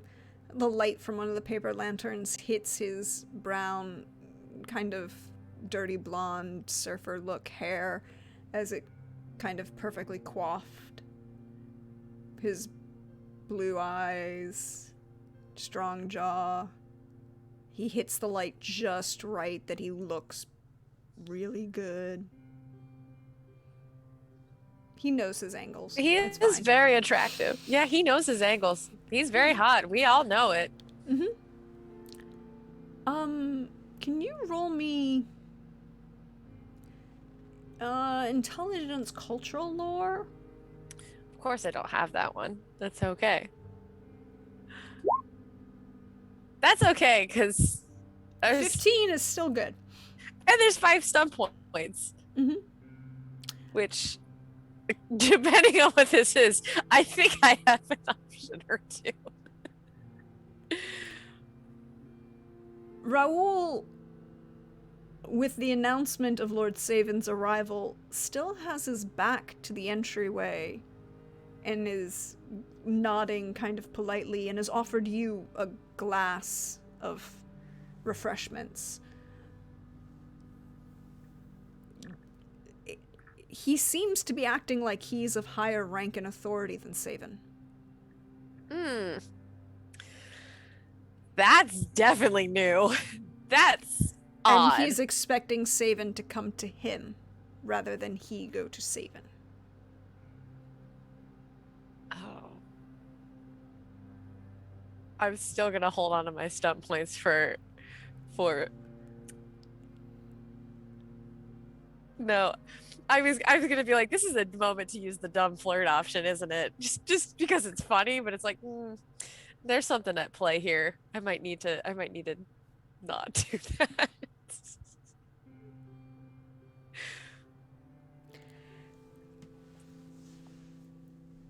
A few moments later, the music is soft, underlying, pleasant. Savin has made his way around the room to you both. There's the conciliatory, "Oh, so glad you could come.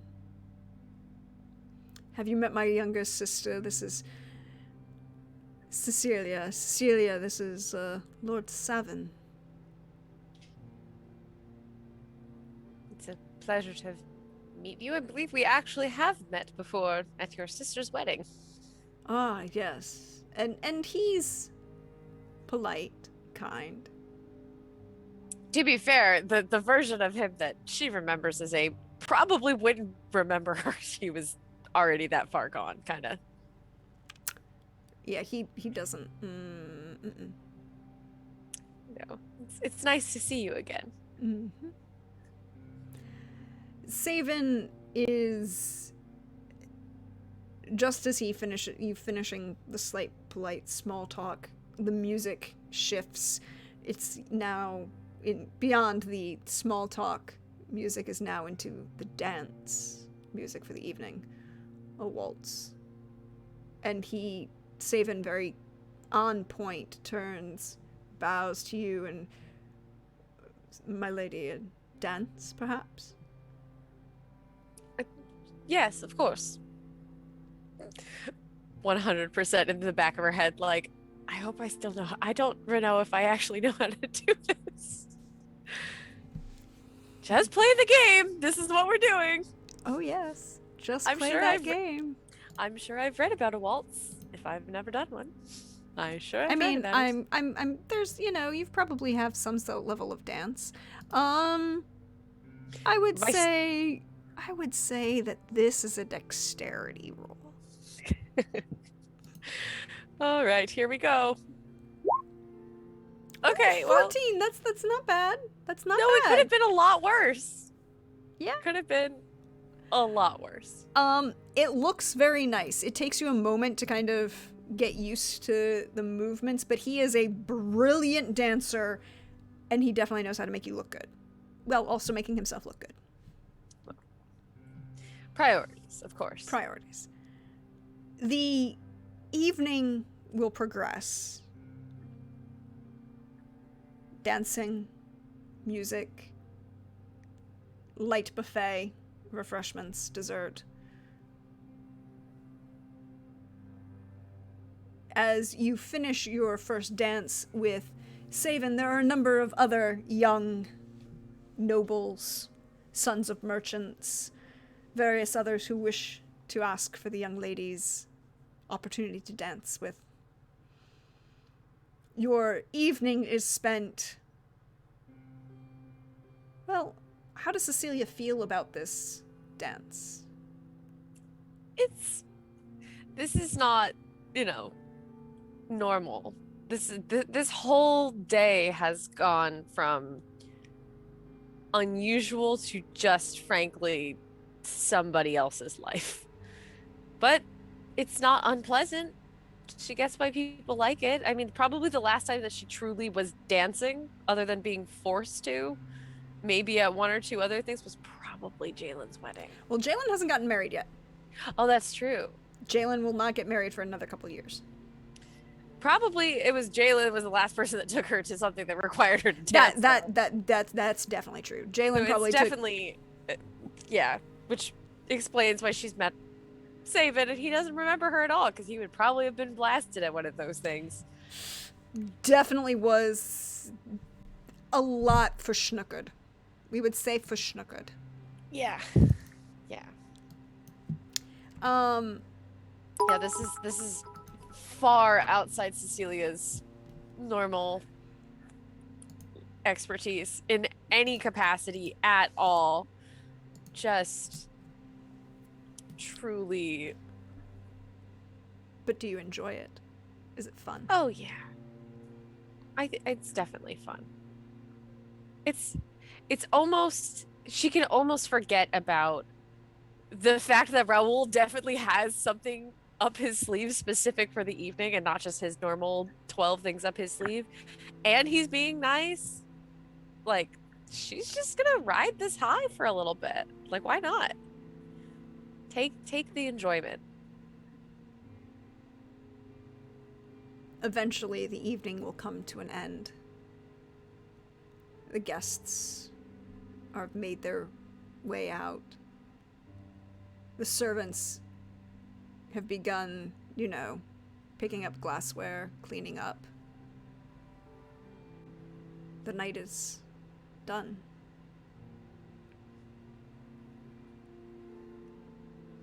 Where do you head, Cecilia? I think she'll stay in the garden for a minute. Just kind of maybe just sit on like a bench, just kind of look up at what's left of the paper lanterns, and just kind of not move quickly, but not, have a little more of a I'm allowed to be a little starry-eyed once in a while. Let the night and the vibe just linger. Yeah, it's like I'll have to take good notes of this later. Just because it's not often I'm doing these sorts of things. This is something out of one of the books I read before bed, not my life. You hear, as you're contemplating the stars and the lights from the lantern, Raul, join me, Cecilia, as he stands in front of the colonnade that leads to his study. I'll follow him. And probably less with the tension that often goes into her shoulders when he calls her to his study or literally anywhere. Just a little more relaxed because it's not like her guard is totally down, but she's definitely not gone full defense mode. It's a little lighter.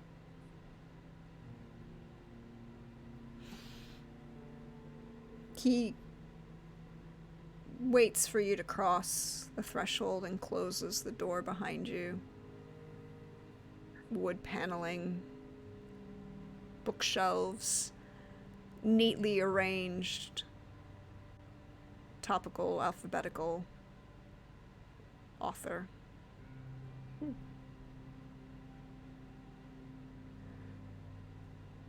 He walks to the sideboard, picks up the crystal decanter, pours 2 glasses, turns to offer you one.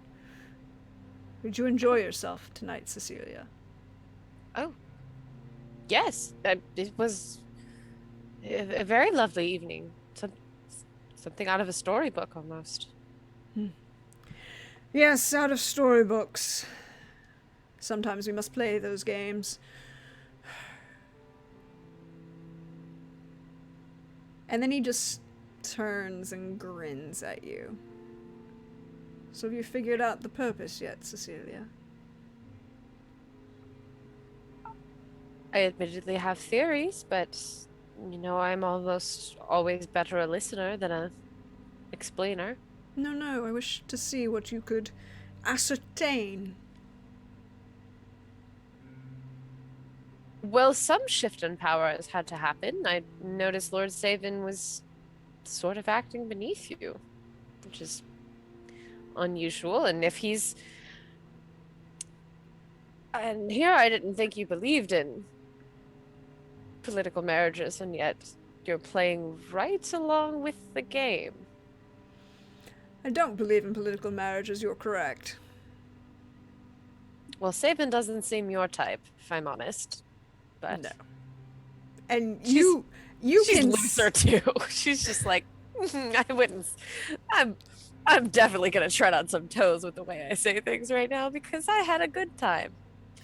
He the minute you say that, he goes, no, he is not my type.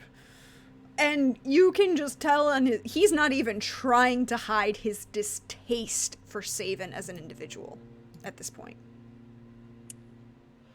So what does Saven bring to the table that he's worth entertaining?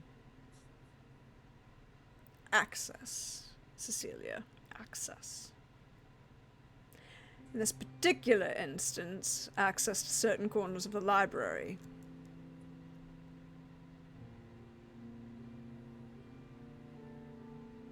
But what's there?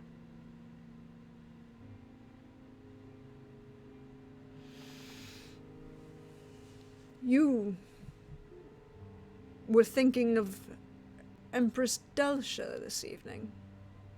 Why? Just stray memories. Cecilia. It occurred to me that we calculated dates relevant to the Empress that would have been about today. Yes, according to our calculations, her birthday would have been today. Oh, so you do remember. No, Cecilia, I've suddenly been struck by dementia.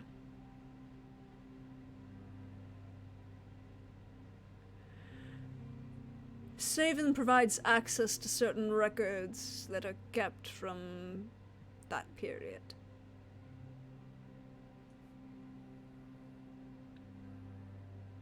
Well, why do you want to follow Empress Delsha? Why not, Cecilia? She was right. In turning the world into creating an empire that she couldn't even maintain, in trying to aim for immortality only to fail? In what way was she right? Oh, her immortality was stupid. That was an oversight, perhaps given by her belief in her own superiority. No, her other work, her lack of limitations.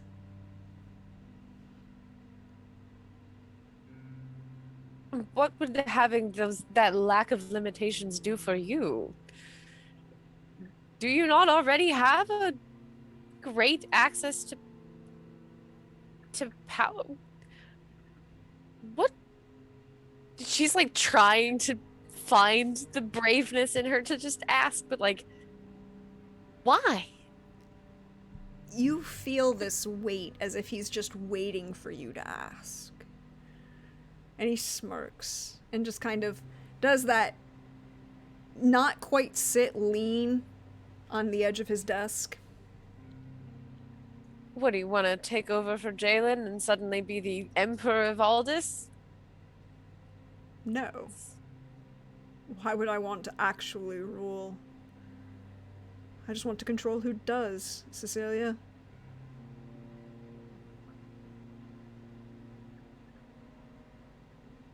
You know Jalen is my friend and I wouldn't...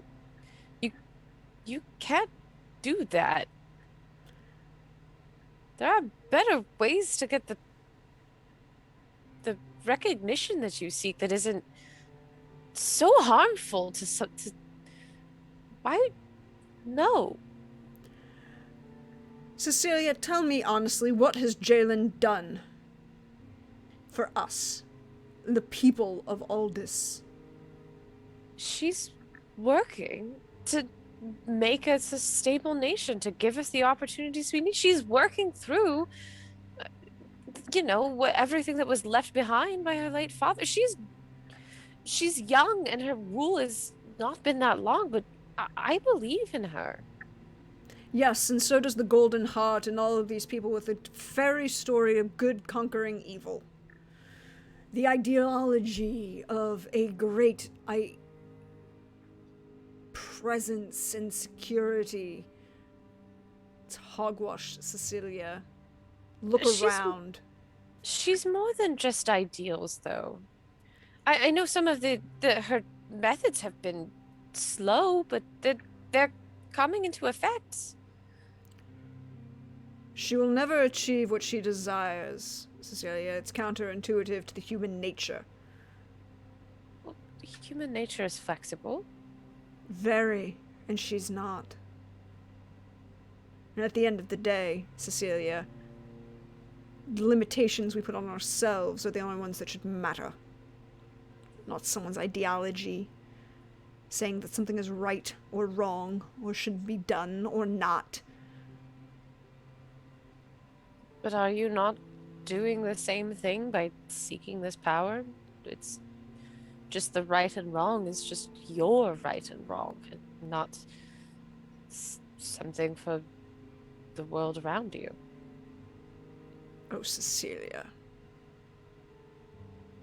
We all know I'm smarter than she is. I'm therefore inherently better than she is. I don't... You are smarter than she is. That doesn't mean I'm better than her. There's different kinds of intelligences, Raoul. Yes, and some of them are worth more than others. I don't think there's an inherent worth to it. A lot of my research is showing that Cecilia.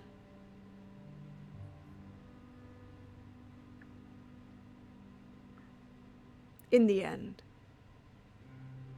it doesn't matter what you research or what you say. It comes down to power. Who has it, and who is willing to use it.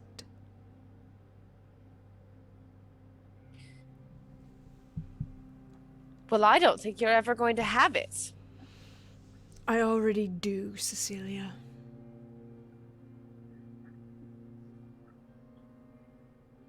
The fact that you're standing here breathing proves it.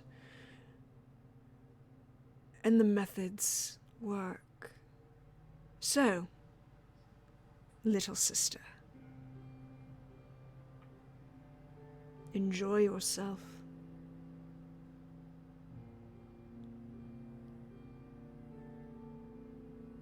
For a time.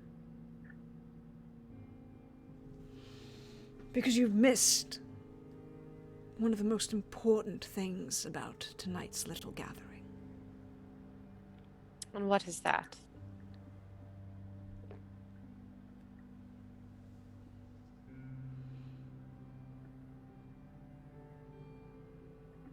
Those who attended all gave me a small bit of themselves. So that's why you didn't invite any Raiden, or anybody that wasn't human. You're not playing into some ideology out of Kernish hell. You're just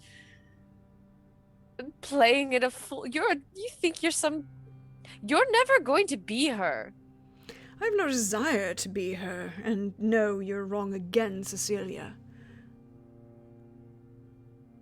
There are no Raiden here because I can't keep their mouths shut. One more reason for me to find one and tell them what you're doing. I'd love to see you try and say anything about tonight. I will. No, you won't. And I need you to roll me some sort of psychic defense. Ooh, what do I have in the defense? have coming into my.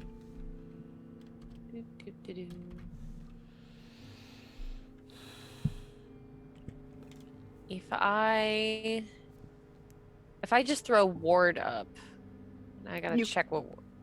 Could try. I can try. Let me double check what it does. Because you don't have a psychic shield up at the moment. No, I don't. Because that was the one thing I said I didn't do. I was going to make it so that way I was putting my trust in the moment, which was dangerous. But I knew that going into this. Okay, so ward. Okay, so it says the test create a ward that causes interference with other arcana. Actually, no. Actually, there is a specific roll I need from you. Sorry, I misread this. Oh, it's willpower, courage, faith, or self-discipline. Your choice. Oh, I got that self-discipline. Mm-hmm. So it's a 20 against a 25. Well, I got some stun points, so give me 1 second. Even if evil man. Even if you get those 4 stunt points to boost it, it would still only be a 24. Yeah, that's true. As you feel the weight of his mind on yours, preventing you from even getting up or walking away. And roll me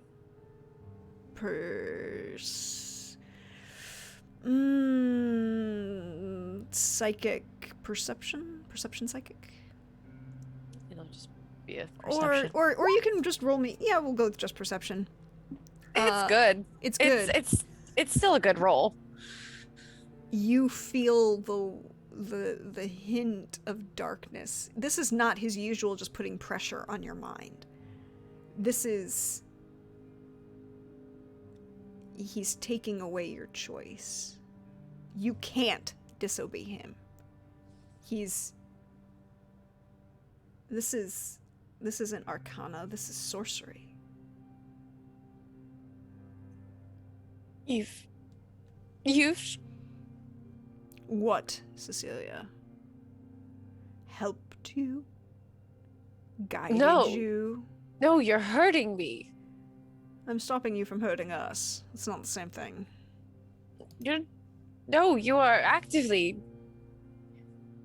Preventing you from doing something? Yes, but it does not actually harm you. I can do that if I wanted to, Cecilia, and I didn't. It's not like you haven't before, but... No, this is different.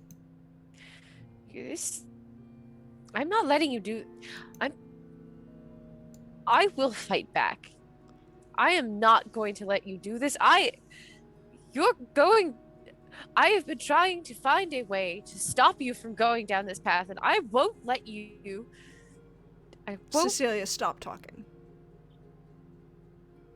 No, I'm not. I won't let you do this anymore. You have lost your way. You are... This isn't just some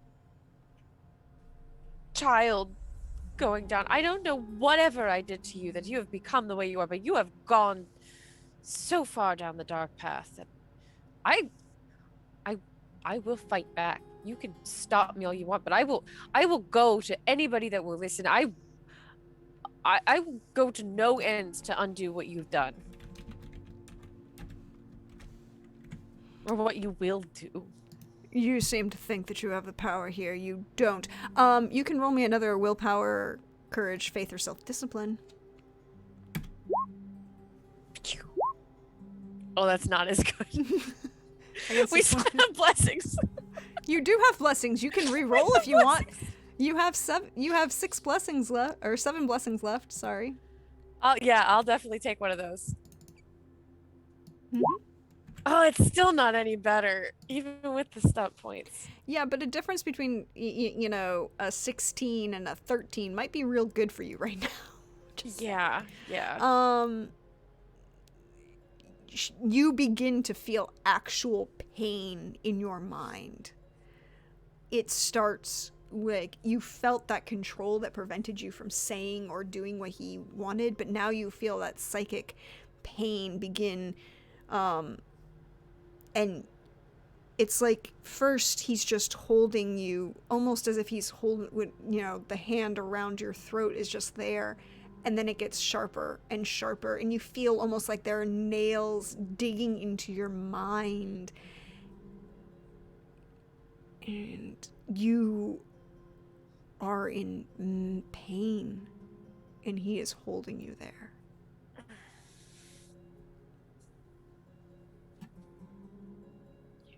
You won't. You won't win. Cecilia, I already have. But don't worry, little sister. You are still useful to me. I won't be. I won't be useful. Yes, you will. She's just shaking her head, trying to find this courage of character that she did not have for all these years. I will make myself a problem before I will let you do any of this. Jalen is my friend. She's been my only friend. I won't let you take her or an entire kingdom down for your own stupid ego. Your turn. Your action.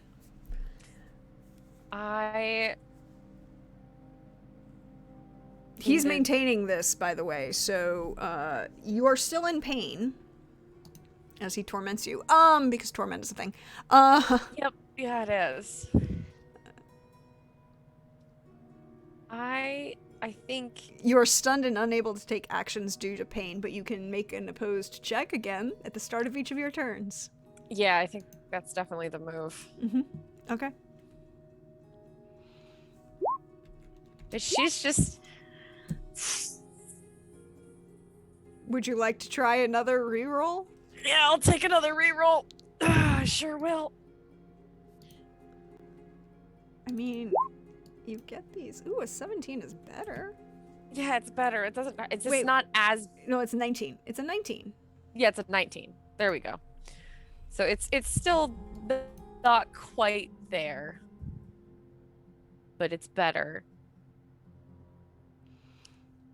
The pain just becomes a little bit harder, just a little bit harder to bear, and he nonchalantly picks up a glass that he poured, drinks from it. Cecilia,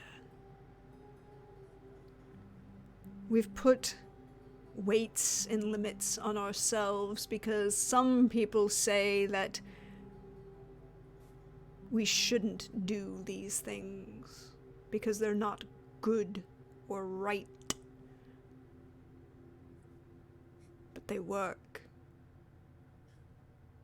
They provide skills and answers that are hidden from others, means and access. Why should we limit ourselves? And he takes a sip from his glass.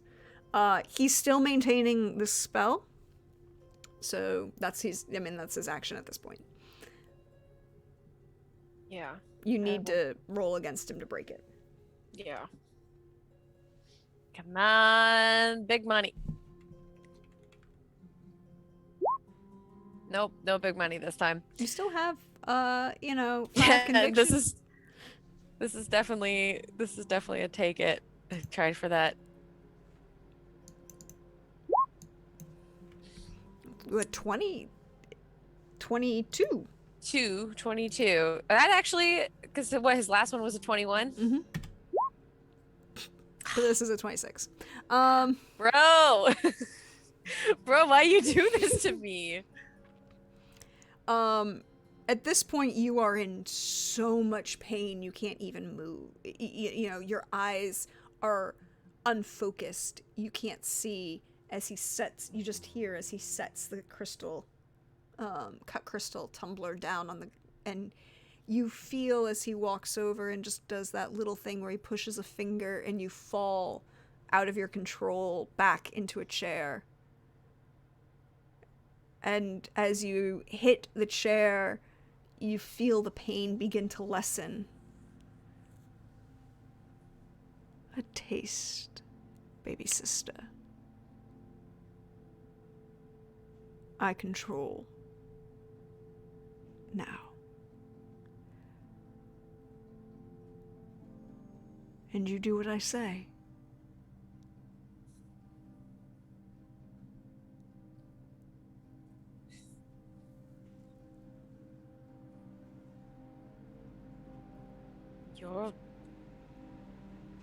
You're right.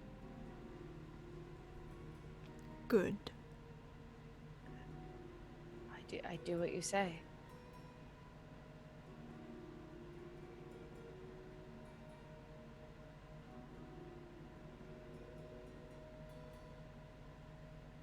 Your action. I'm gonna try to break it. No. He's let it go. Like he's let it go? He's okay. Definitely pulled a, I've held you here, I've shown my power, and now I can control you anytime I want. And he's like, all right. I think she's gonna like take a second, and she'll stand up, so that way she can, you know, come closer to where he is, and sort of, there is that kind of like very tense kind of, all right, fine, you won, like trying to kind of put my hands up, like, you know, congratulations, I guess. Mm-hmm.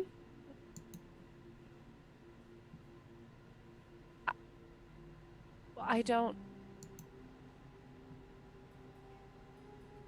don't totally know what you hoped to accomplish with that, but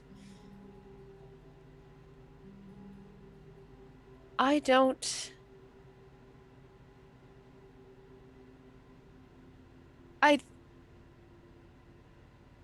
didn't think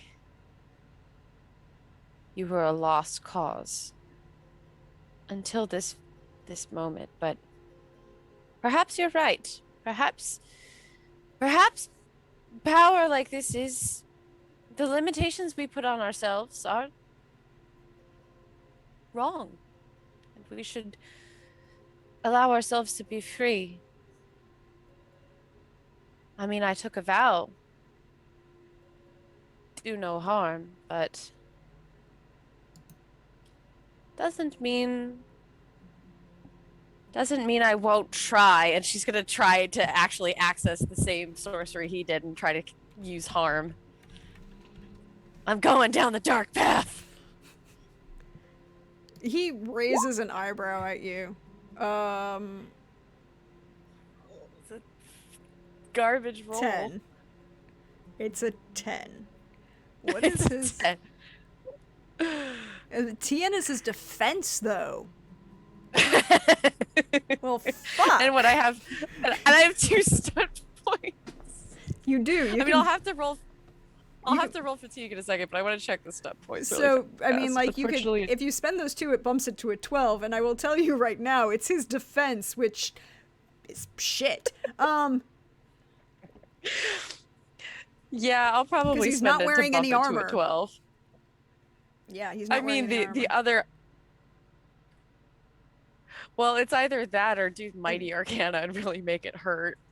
I mean, what are you in the, what would Cecilia do in this moment? I think she'd want to make him hurt. I mean, he did just spend 3 rounds literally making you feel so much pain that you couldn't move. Yeah, I think she would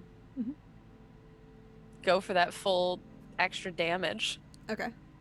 Which I need to pull back. It says an extra D6 of damage once I figure out go back to the page with the spell to get the damage.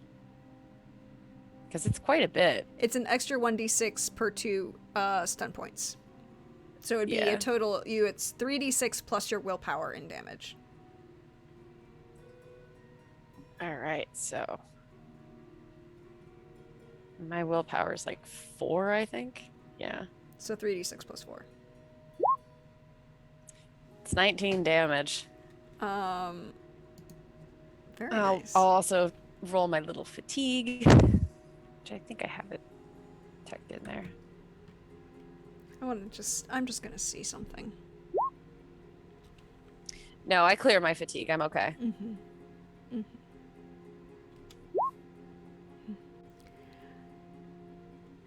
You see this moment just as you break everything that he locks eyes on you. And he doesn't scream in the pain that you know you're causing him. You see his jaw clench. And then he gives a jerk and coughs. You see blood coming from his mouth. And he looks up at you. I win, Cecilia. And he falls, collapses to the ground.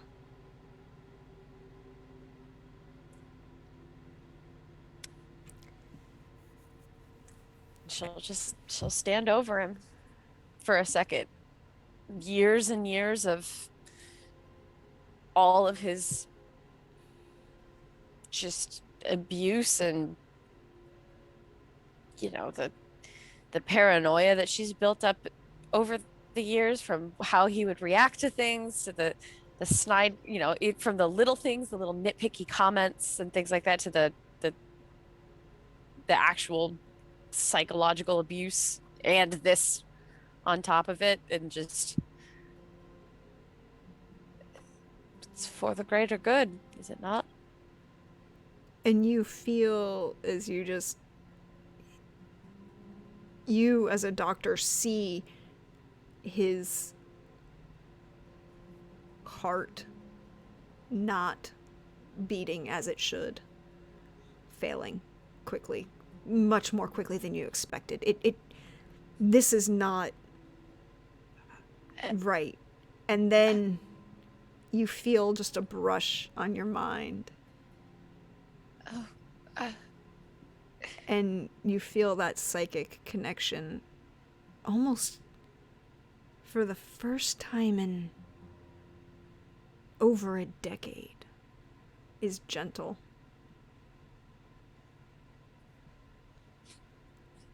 You took the steps, Cecilia. Just like the book said. Just like Delsha. I'm not Delsha.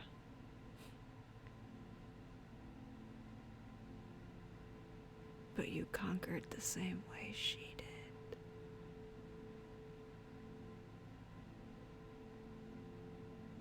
Health and wellness, baby sister. And you feel him expire. She goes immediately from just, I did the right thing, to, oh shit, no, fuck, and immediately just like tries to, she knows it's hopeless, he's gone, but she's gonna start trying to do the necessary, like, try to revive this patient. Because you can roll intelligence medicine, or what is the intelligence skill for medicine? The healing? I got healing. Yeah, intelligence healing, sorry. I'm sure it won't work, 'cause it's, you know, even 13. Like, he's very dead, but with a 13, you can ascertain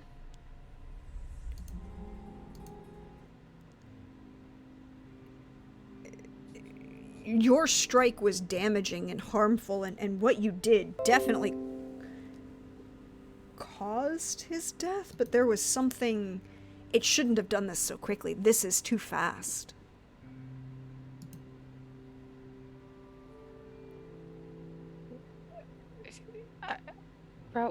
Raul,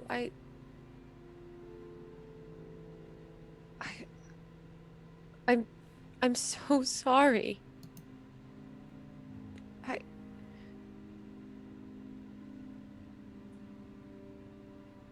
Raul,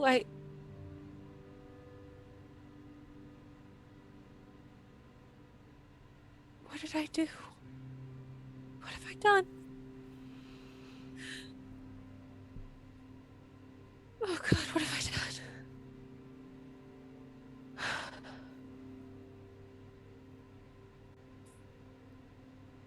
Still, it's quiet. I think she'll just sit there and, she wants to know what he had that made his death so much quicker. Like, obviously he took damage, but what hastened his demise? Like, that's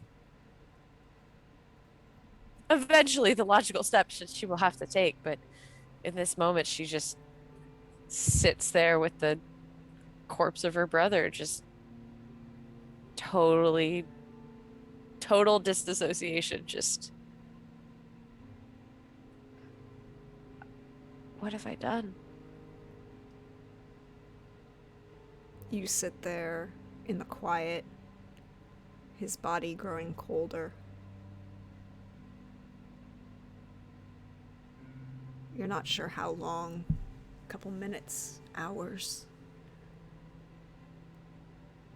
Eventually, as dawn begins to break, the light streaming in, you hear a light rapping at the door as one of the servants comes in to bring his breakfast tray.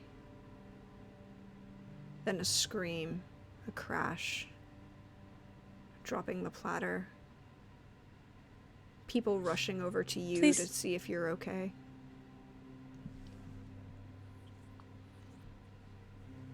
Get help. Master Raul is... He died. He's gone. And you feel the arm of one of the older cooks who's been here for years wrap around you and guide you out. It's like, yes, Miss Ceci, come along. We'll take care of him. No, you need to lie down. Come have a lie down,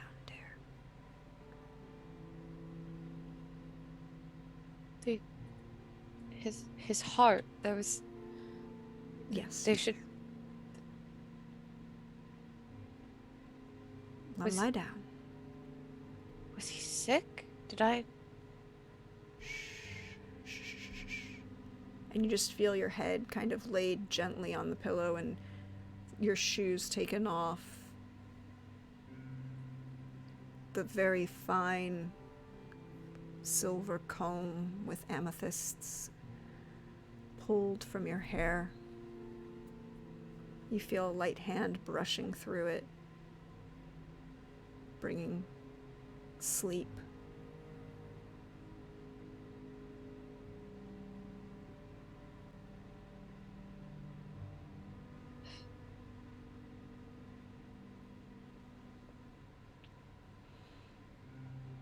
Eventually, there will be a funeral.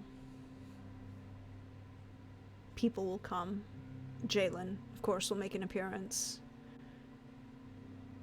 It's oddly formal from her, but still a kindness for her to attend. It's nice to see you, my queen. Cecilia. I wouldn't miss it.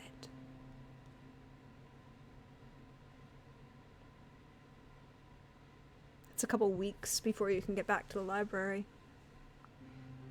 Continue your research. What's the first thing you're going to look for when you get there? What actually killed him? Like, it was obviously Cecilia had a huge part of it, but what else was what sped it along? You can roll me intelligence research, and you can use your +1 from, because you're still looking into Raoul. So 20. With a 20, it was something he did. And you're pretty sure it was something he did years ago.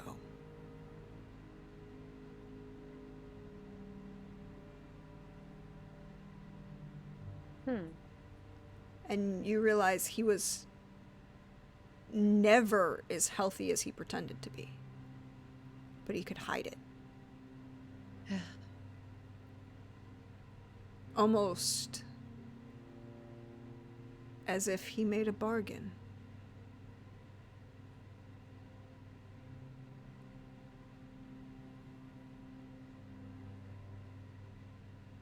One sibling gets better, one sibling gets worse.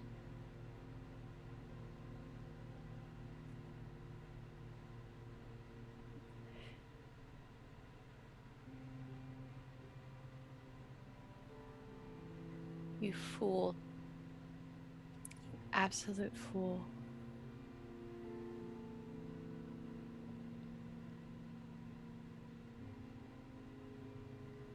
I never explained his turns necessarily.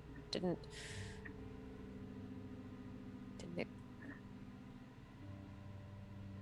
I cannot take away where his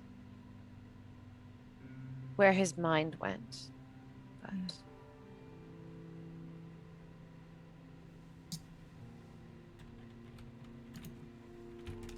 I can see with a little more clarity where he was.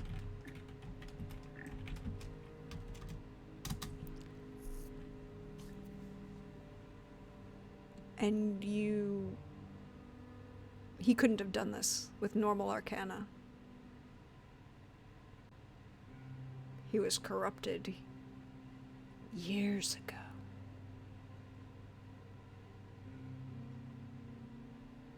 Sorcery. As he said, Delsha walked this path and succeeded. She just was more informed of the people that she was siphoning health from, and willing to do so, rather than young Cecilia Valent, who didn't know that every breath she took stole breath from someone else.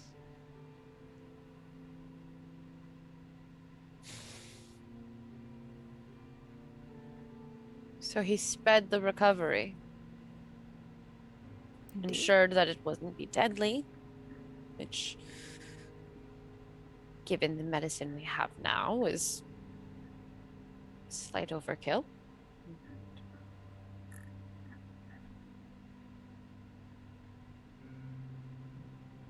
But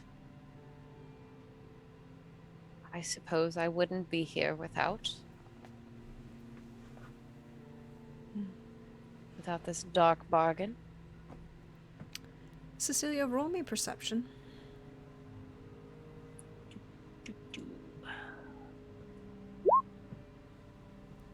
Good old 13. You're sitting in the library. I'm assuming it's your own table under the window. Oh, yeah. It's colder in the library. The sun still streams through that rose window. It smells the same.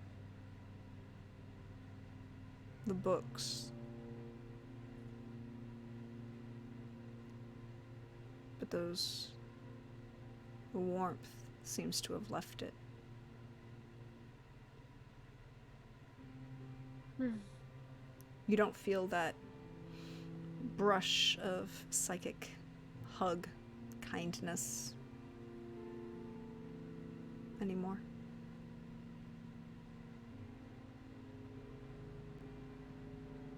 Perhaps it was only ever in my mind anyway. She'll close the book that she was looking through and proceed to tuck it away and go back for her notes, and she'll just leave for the day. Probably several hours before she would normally. Just wander, not really taking the long way home. You'll take the long way home. Eventually, Russ, Rhyhawk, Scout will begin to make his regular appearances to you. Encourage you to get out more. Embrace more of the experiential learning, perhaps one might say. The war will come. And then Jalen's wedding. The discovery of Savin's betrayal and alliance with Kern. That cad. Yeah. You know, it's what happens when you were the only heir and some mystical giant deer with a golden hooves walks out and picks some random nobody that nobody's ever heard of and is not related to anybody important whatsoever to pass you over as, you know, sovereign. Yeah. It's you kind of have some bitterness to deal with. And the years will pass. The library is still there, but never as warm as it was in your memory.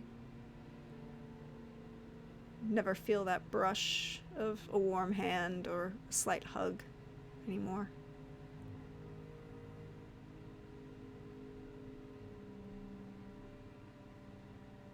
Yeah. And we fast forward to a group of the Sovereign's finest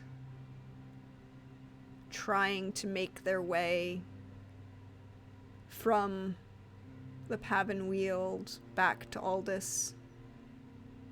A friend being revealed to be somebody different, but still a friend, perhaps. Sure seems like it.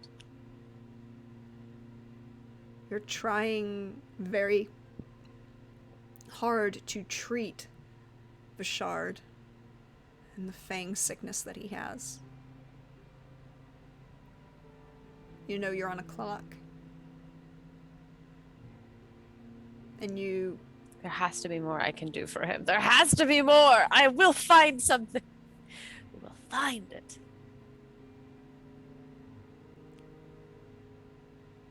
Can you roll me willpower faith? Well, it'll be willpower. You can use just straight willpower, it's fine. Yes. An 11? Yeah, it's what it is. You are dedicated to this. This goal, this feeling. And as, you know, you've broken the tree line, you know it's another week to Aldis. Vishard is staring almost contemplatively over his shoulder at a particular location, right where the tree line is. Ritka seems to be shaking her head and looking around, concerned. Delmay is both looking at everyone and trying to make sure that she keeps aware. Russ is battered, bruised, still riding the high of meeting a unicorn. but also very concerned that Lady Tallis herself has entered Aldis.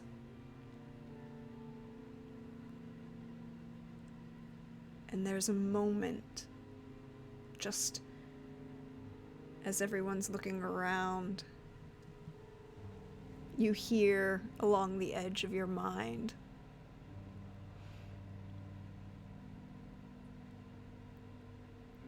"Have fun yet, Cecilia?"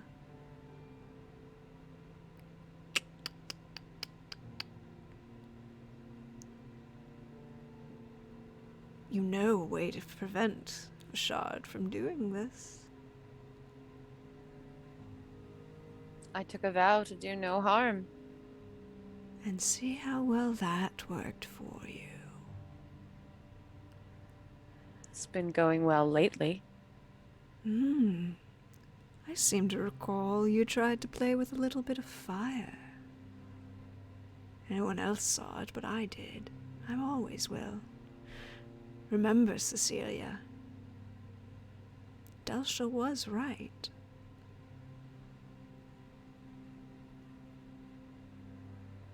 People change, Raoul. I certainly have. And that's where we're going to end for tonight.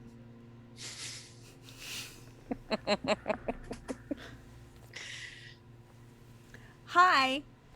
Thank you. Yay. This is fun. Thank you for doing this with me. Yes, thank you for putting these together.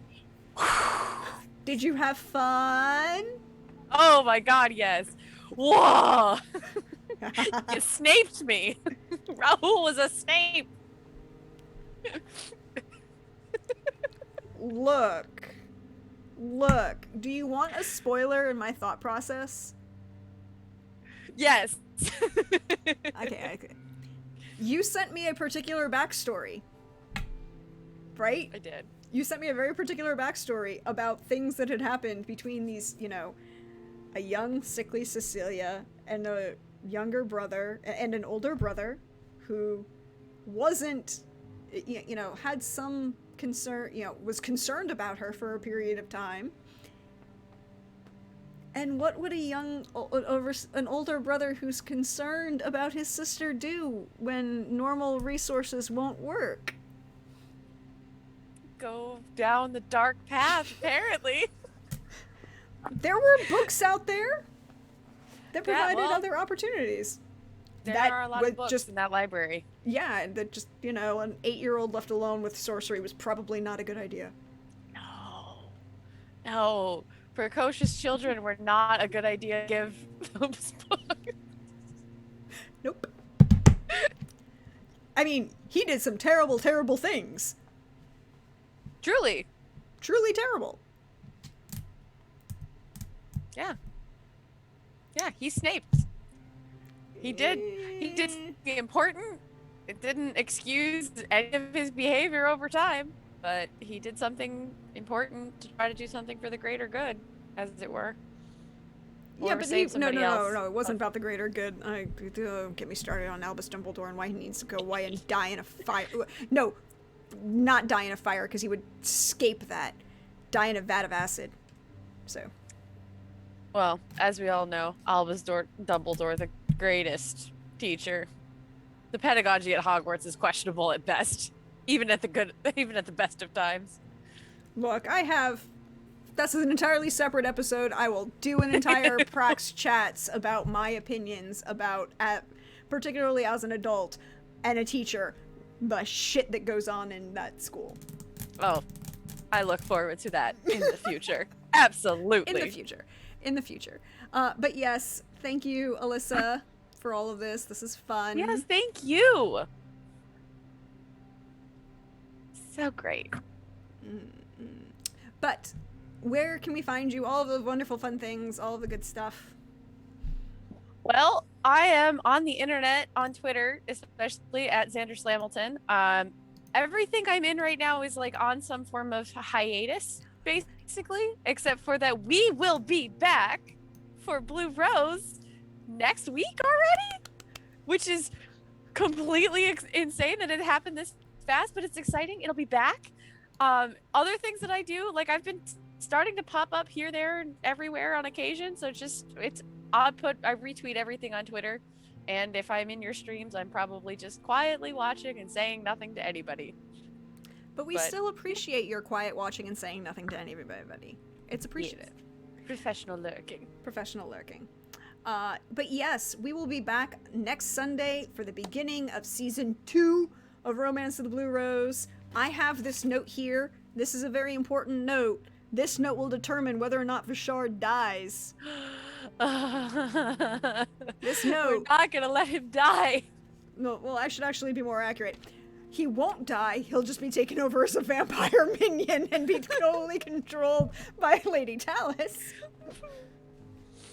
Vishard, I'm coming for you. Get you out of this. I mean, that's why he gets a whole bunch of opportunities. It's fine. But yes, we will be back on Sunday, next Sunday at 8 p.m. Eastern, for more Romance of the Blue Rose, the beginning of season 2.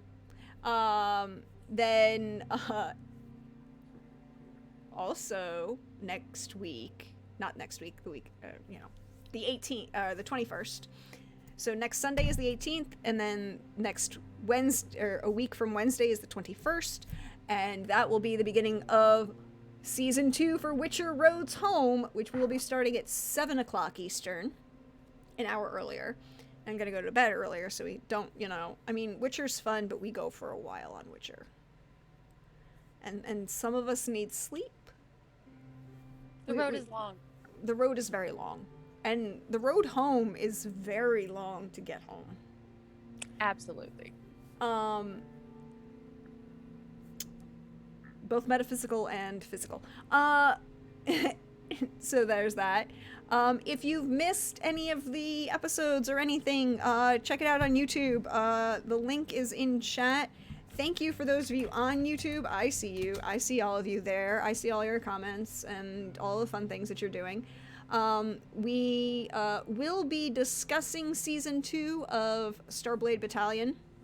We will have, but that will come later and will depend on scheduling. Other than that, I believe, check my Twitter because I post where I'm going to be, all the fun, wonderful people that I hang out with and do things with, at Deirdre Donlin on Twitter. And until next time, remember everyone, it sounds so delicious. Bye-bye. Oh, actually, we should raid. We'll go raid Johnny. But we'll see you later, everybody. Bye-bye.